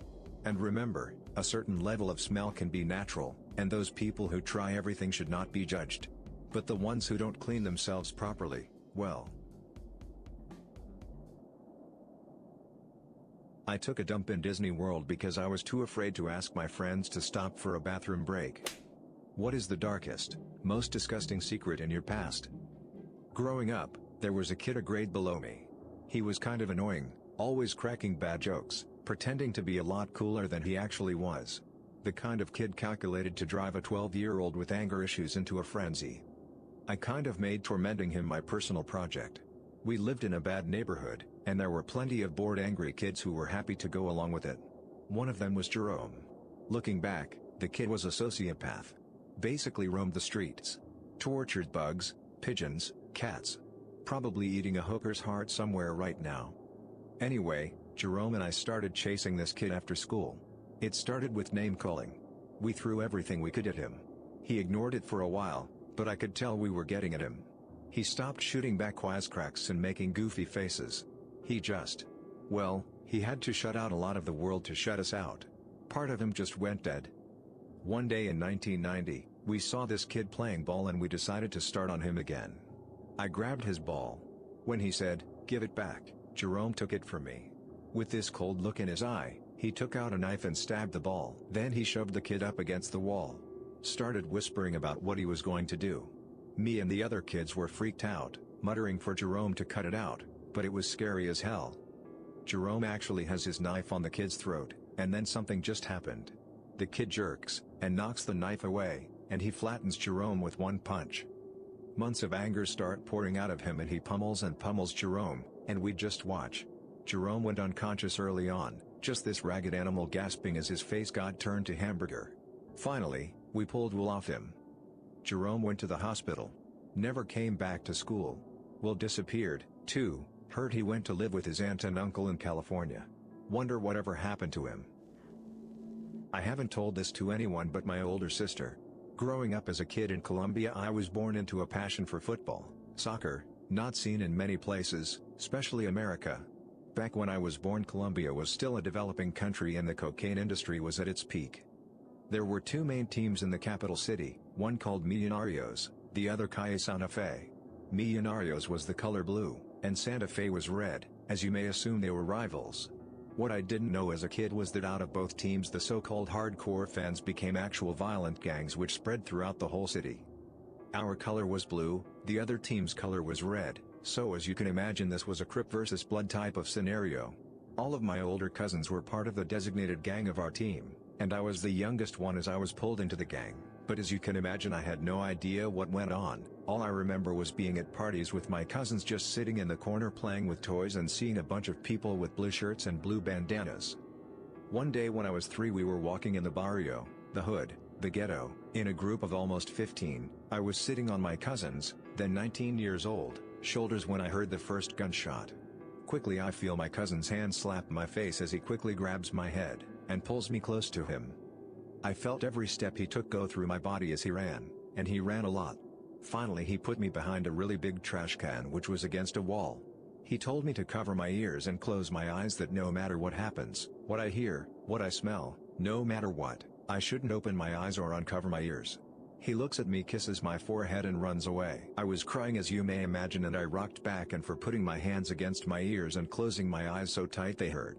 I didn't know how long it has been, but I decided to look for my cousin. I see many dead bodies and blood, for the first time in my life.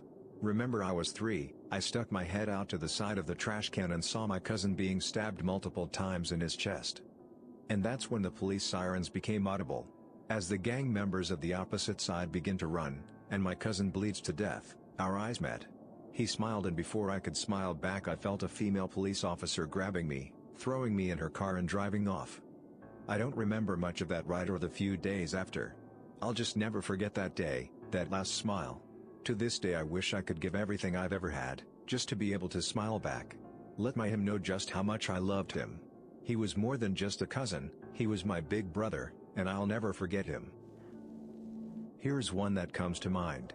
When I was around 6 or 7, me and my friend would always walk across this old ratty driving range as a shortcut to get home from school. There was almost always a few jackrabbits running around, and we would attempt to hit them with golf balls, always unsuccessfully.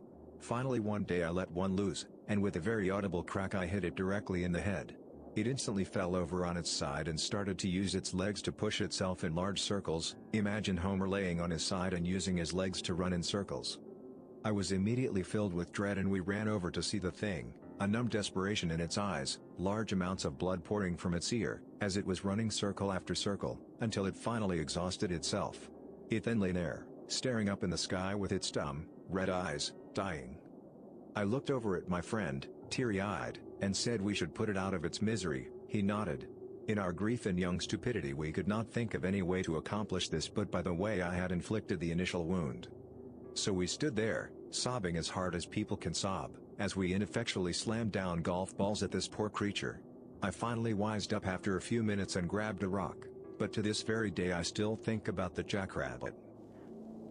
When I was about 8, my grandmother, through my mother, who I'd never met, came to visit.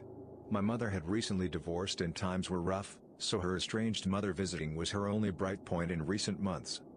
Being the misfit I was, when the adults were outside, I rummaged through my grandmother's things. I found a weird device that, when squeezed, shot out a puff of wet air. I now know it was a rescue inhaler. I played with it until it went empty, and so it was boring.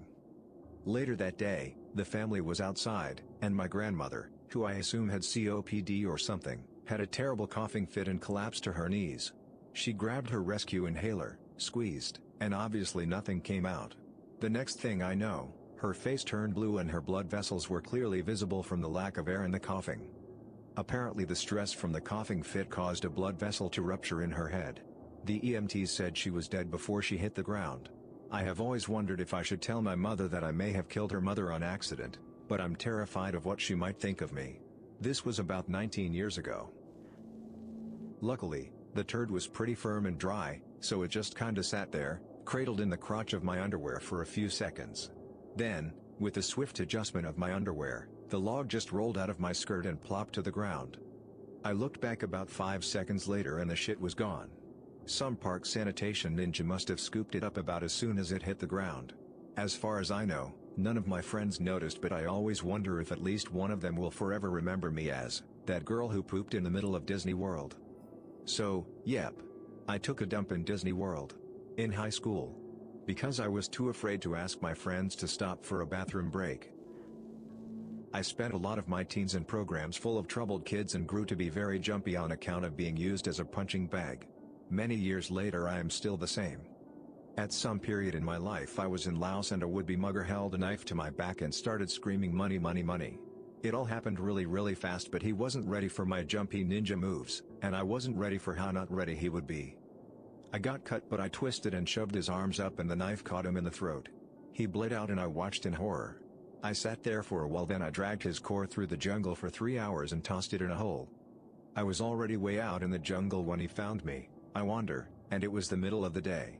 I have no idea what he was doing out there, other than trying to mug me. I have no idea who he was, and I have never told anyone. Also, it didn't make me feel any better. When I was around 8 years old, I would go to my pool with my brother, around 12 at the time, and he'd make me do things I didn't know were bad. I'm talking about masturbating him and stuff like that. Since I thought my brother was cool, I'd do what he said to try and be like him. Once we started growing up, he stopped doing it and we never spoke about it and still haven't talked about it. I'm 21 now. Then, when I was 15, I had no friends, had never kissed a girl and had a lot of doubts about sex and females. I did almost the same thing my brother did to me to my little sister who was like 8 or 9 at the time. When I started to understand what the hell I was doing, I freaked out and got depressed for a few years. I have never ever talked with my sister about this either. She's 15 now. Now every time I remember this I want to just shoot myself because I feel so bad for what I did. All this crap also made me disgusted of girls. In fact, I didn't have a girlfriend until last year and didn't have sex until a month ago. I'd like to talk to them sometime, but I don't know if anything good would come out of it, so I haven't. I'm the only person who knows this and I think it's gonna stay like that until I die. I've never told anyone this, although if I did it wouldn't be much of a secret.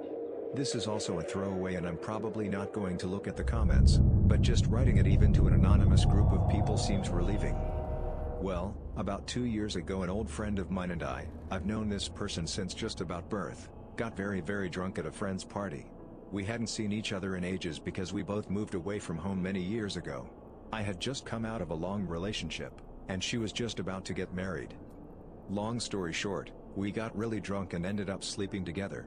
We both felt bad about it, partially because we were sort of like siblings growing up together, and also because she was in a long-term committed relationship about 1 month from getting married.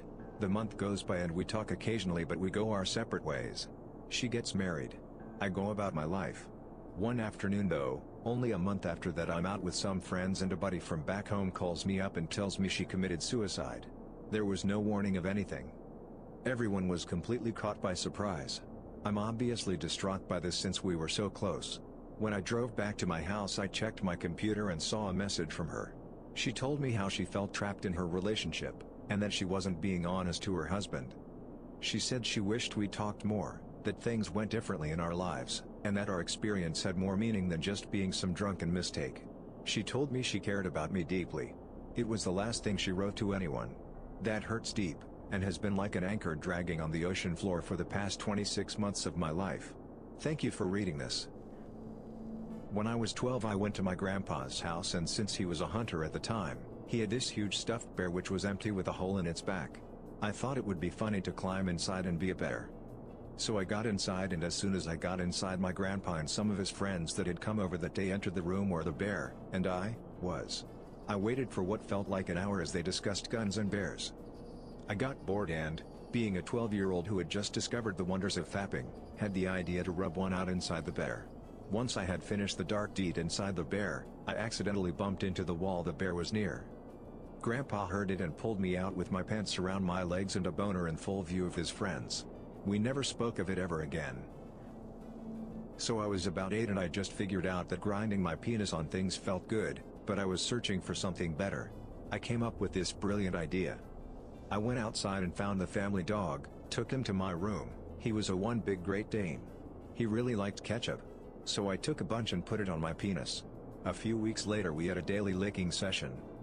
My mom walked in on me one time. I've suddenly felt the most surreal adrenaline rush run through me with shame and embarrassment. I thought I would have received the beating of a lifetime. Instead, my mom laughed uncontrollably for a few minutes as I was crying out of shame. She didn't do anything to me, but she did say, "When you grow up, you better have enough money to pay my rent." My freshman year of high school, I went on a trip to Disney World with the marching band. We were on our way to ride Splash Mountain when I realized that I really needed to take a poop. I was too shy to ask my entire group of friends to take a bathroom break so I could poop, so I just squeezed my cheeks and hoped that I could hold it all in until someone else needed to go to the bathroom. We were about halfway there, when I decided that it would be safe to squeeze out a little fart to take some of the pressure off my bowels. Worst decision ever. What I thought would be a tiny discreet fart turned into a full-size turd erupting into my undies. One time in college I was drinking with friends who proceeded to shame me after I passed out in their company. Besides the usual stuff, like drawing on my face in permanent marker and pouring beer on me, they filled my ears with ketchup and mustard, and I think one of them peed on me. In any case, after talking to them the next day, I figured out it was mainly the work of two guys, who were roommates. I laughed it off and pretend it didn't bother me, even though it took weeks to get all the stuff out of my ears. So the day everyone left for our 3-week winter break, I urinated in a thin metal tray and put it in the freezer. After it froze, I emptied it to get a solid sheet of frozen pee, and I slid it under their dorm room door. Fast forward 3 weeks, and their entire dorm room smelled like pee, and I heard their carpet was technically alive. To make it even better, maintenance didn't get around to replacing the carpet for about a week after classes started up again, and the guys were charged damages. No one figured out how it was done, since the only people that had access to the dorm rooms were the RAs. Thanks for listening to another disturbing episode of Radio TTS. Hit the subscribe button for more videos about people hiding in dead bears to masturbate. And please feel free to share your own embarrassing or disturbing story.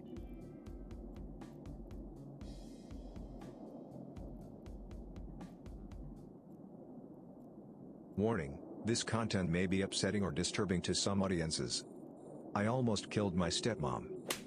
6 vengeful stories of r/confessions, stay tuned for the last one. I threw a bucket of paint at my ex-boyfriend's car. He broke up with me a week ago and I was fine with it. But yesterday I saw him with another girl and I flipped out. Late last night, in my anger, I drove to his house to talk to him, but when I got there I decided that I didn't even have anything to say to him. I was just angry. So I got a few rocks and tried to smash the windows of his car, but they wouldn't break. When that didn't work I scratched it with my keys and the rocks. Then I remembered that I have a bucket of paint in my car, so I dumped it on all the windows of the car. I know that what I did was wrong, but how can he have already moved on? It's incredibly disrespectful to me and our relationship. The girl was incredibly trashy as well. It's only been a week, so if he is willing to do that then he was probably cheating with her as well. So I think that he deserved it. Neither one of my kids is my husband's. When I was younger I was a bit of a slut, and I cheated on all my boyfriends. Sadly, that didn't change when I got a husband. Now I realize it was a bad way to live. Thankfully, my husband never found out.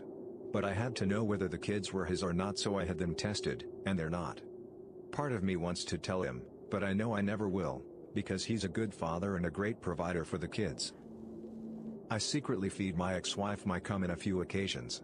I was blessed to have a couple of girlfriends that swallowed, then I got with my ex-wife who basically is into any kind of sexual activity but swallowing. Sometimes while cooking for her, especially in the mornings doing her favorites, scrambled eggs.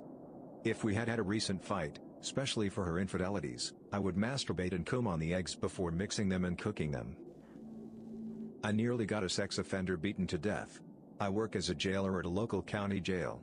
We had this guy sentenced to 6 months for child porn. Usually we put them in special custody. Due to overcrowding, this guy was scheduled to be released in 2 weeks. I would try to get him to mess up so we could take away his good behavior credits, but this butthole would stay in his pot all 24/7. On the day he was released, I escorted him to a holding cell with 3 other inmates who were about to be sent to state prison. The sex offender was supposed to be in his own cell. After an hour, they found out why he was in jail and they beat the holy hell out of him. If that wasn't funny enough, we held him a few more days longer after his release in the medical ward to recover. I am almost 40 and hiding in my room with my phone on Do Not Disturb so I don't have to deal with the news that my company is closing. I am a manager at a retail clothing store that has been around since the 60s. I knew we weren't doing well as a company, but I wasn't expecting this. All 650 stores got emails that we are closing. I just moved, because a couple months ago I found out my boyfriend of 3 years had an affair that resulted in a child. I am feeling very lonely and sad. Everything has fallen apart. Again. I have turned my phone on to Do Not Disturb and I am watching reruns of Bob's Burgers and drinking a hard lemonade. I almost killed my stepmom. This is pretty hard for me to post. I've never talked to anyone about this, even my wife doesn't know the full extent of it. But here we go. In 2000 my mother was diagnosed with lung cancer. She was a 2-pack-a-day smoker for about 25 years. She fought hard and was able to extend the short life expectancy the doctors gave her. I'm not sure how long they gave her. I was 10, they spared me the details. Anyways, she survived for over a year and ended up passing away in February of 2001. I remember as if it was yesterday, her best friend came over the very next day as we were in mourning to pay respects, and say goodbye to her friend, which is normal and fine. The thing I felt weird about was that same night, the day after my mother's passing. She spent the night with me and my dad. She slept on the couch. At the time I didn't think too much of it. Had other things on my mind, obviously. Plus we had numerous family and friends coming by and sleeping over before her passing as well, so I grew semi-used to it. Time goes by and it seems every other night she's sleeping over. Within the first month of my mother's death she's finally sleeping in my dad's room with him. During this time she was respectful and nice. She brought her 2 youngest kids a lot as well, which was nice at the time. Fast forward 3 months, we ended up moving and she and her 2 kids end up coming with us. By this time they are already talking about marriage, which I strongly protested, along with every single family member of mine as well. They decide to ignore me, and everyone else, and get married. The same year my mother passed away. At first things were the same as they were, but as time went on she began to show favorite stepmom to her own kids. Which I guess is understandable. But to the extent that it grew was kind of disturbing. She'd let her kids get away with murder. They would taunt me, make fun of my dead mom. Threw ashtrays at me yelling your mom wants a hug. She was cremated, so pretty much anything with ash was fair game to use to mess with me. A year goes by in the new house and me being a skater kid, I frequented the skate park a lot. On my way back home one day, I ate dirt. Bad. Hit a crack in the road on a very steep and large hill. I was probably going in excess of 20 miles per hour. The board stopped, my body flew, then rolled a few more feet. I was barely able to move but managed to hobble back, cradling my arm like a baby and screaming at the tops of my lungs the entire way home. As I'm walking up she intercepts me in the garage and accuses me of overreacting and tell me to quote, "Stop being a little pussy." I knew there was something wrong with my arm, considering I was physically unable to move it at all. But she wouldn't listen to me and my dad wasn't home from work yet either. For hours I waited for him to show up and when he does, it turned out my stepmom had already talked to him. So he wouldn't listen either. The next day was a school day. I remember this because I was awoken by my SM's little cretin of a son throwing my full backpack onto my chest to wake me up. I woke up screaming. Stepmom comes running to the room and promptly tells me to shut the hell up, you're not hurt. Stop faking cause you're still going to school. Well, I couldn't stop. I was in agony. I was still holding my arm like a baby, so she punched my bicep, in the fashion friends what I guess you could say, and said I'm taking your dumb butt to the hospital just to make you feel stupid when they tell you nothing is wrong. Well, upon seeing the doctor, he almost immediately says, yup, your shoulder is broken. I can tell by the way you're instinctively supporting your arm. Stepmom was silent. Doctor set up x-rays, turns out my collarbone was completely shattered. Proved her ass wrong, but it only fueled her rage more it seemed. She became spiteful. Took away all my skateboards, bikes, anything that I could ride. My arm was in a sling, so wasn't like I could use them anyways. But she had no intent on giving them back to me. In fact she gave them to her own son. Even my own dad said it was for the best because I've shown to be irresponsible with them. And can't use them correctly. Only thing I was able to do was play video games. Barely. Considering my arm was completely bundled up. Another few months go by and my arm is healing up good, and we all go on an easy hike in the desert. We find and pick some wild cactus apples. Excited and eager, I start eating one with the help of my dad. Turns out there were little mites in the fruit, and I contracted scabies. Half of my face swells up in the most morbid of ways. Couldn't talk right, couldn't open one of my eyes. I was messed up. My older sister, that I just realized I haven't mentioned at all yet in this post, came to visit me with my 2 nephews. Drove 3 hours just to hang out with me and see how I'm doing. As soon as she sees my gruesome swollen face she screams in terror, grabs her kids and leaves. Needless to say it made me feel even worse, but I understand. She calls my dad, urging him to take me to the hospital. But stepmom again, refuses. Saying it's not that bad and that all I need is a nice warm washcloth. Well, 2 weeks go by. Swelling is reduced, but not completely gone. Sister threatens to call the cops if they don't do something. So stepmom again tries saying she's gonna feel dumb when it turns out to be nothing.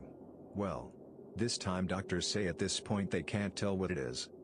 Scabies was the most likely considering the symptoms I'm told, that I should have been there 2 weeks prior when I couldn't open my eye. Stepmom takes this as a win. More time goes by. More bad stuff happens with stepmom. CPS is called and I'm interviewed. Nothing happens with that. Holidays were ruined by her kids, yet I was to blame. I ended up basically being the Cinderella of my house at this point. My bed was even moved into the laundry room.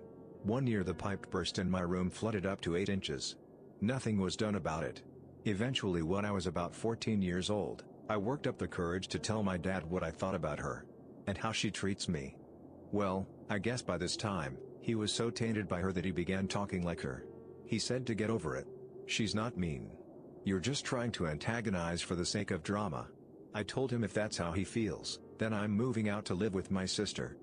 Sister agrees and I move out. Life was good for a bit. Till I started missing my dad. I felt like I failed him. So after 2 years living with my sister, I decided to move back in with my dad. Almost on arrival, stepmom starts her games all over again. Comments like great, more unneeded doctor visits. Or no skateboarding, don't want your sister calling the CPS again. It was actually my aunt that called, I found out years later. On the day before my 17th birthday, I will never forget the words that came out of her mouth. I was getting breakfast and made a comment on how the house was starting to reek with cigarette smoke. I'll admit at this point I was a bit snarky. But I said it to myself. Stepmom wasn't in the room, but she heard me all right. She storms in and tells me if you don't like it to go back to your sister's house. Or did she kick your whiny butt out and that's why you're back? I snapped. I told her to F off and to kill herself. She walked up to me and looked down at me. She's a good foot taller than I am. I'm pretty damn short, and says you do it. I dare you. I stare at her in disbelief and she starts laughing. Effin' pussy. You're weak. Just like your mom. At this point I have a death grip on my fork, with every intention of sticking it in her throat. But I don't. I keep quiet and continue eating my breakfast. That was the first of many comments about my mom. Seems she took a page from her own kids that used to say very similar insults. Only thing is, she was supposedly my mom's best friend. I call her out on this and she tells me to F off and die. Because of the years of mental abuse, I've become depressed. Suicide was on my mind a lot. And she knew it. She egged me on a lot. Telling me to say hi to my mom in hell when I get there. She would get drunk and say the most horrible things, like I hope Satan makes your mom put cigarette butts out on your face for eternity. After a while of this, I made a noose, measured the rope, and tied it to a wooden beam on my ceiling. One night, I hung myself. The wooden beam broke, and obviously I survived. I took this as a sign that maybe I'm not the one that needs to die. Eventually, I end up finding my dad's gun after a few days of snooping in his room when no one was home. I hid it in my room and kept telling myself on repeat next time she's blind drunk. Well, a friend came over one night and we began talking a bit. I told him I was fed up and that I had a plan. I didn't go into details, but he's a smart person. He was able to figure out what I was planning pretty easily. He began crying to me. He pleaded for me not to go through with anything and to move back into my sister's house. This went on for quite a bit, but eventually he talked me out of it. I showed him the gun and he snatched it so fast and took off, out of my house and down the road to the lake. He tossed the thing as hard as he could into the water. Somehow seeing that made me feel better. Anyways, I realized this is pretty anticlimactic, but after that I just ended up moving back in with my sister. No one in the family has any contact with my dad or his wife anymore, and at this point, I think that's his choice. It's been over 10 years since then. I've moved across the country to numerous different states. I've made a career and name for myself. I got married to my dream girl and we have the best little girl together. Things could not be better. Last I heard, stepmom's 2 youngest are in rehab centers, and stepmom had a massive heart attack that almost killed her. Surprised me that she even has a heart, karma I'm guessing? Anyways, that's my life. Laid out in all its poorly written glory. I'm sure some people won't buy this, but I honestly didn't put this here for anyone else other than myself. So it's no skin off my back. Take what you want from this whole thing as you will. I'm just glad to get this off my chest one way or another, and grateful that I had an amazing friend that was able to help me out of my darkest of places. Thanks for listening to Radio TTS. Hit the subscribe button and activate the notification bell. Click the right box for the Confessions playlist. And let us know in the comments what you think about these stories.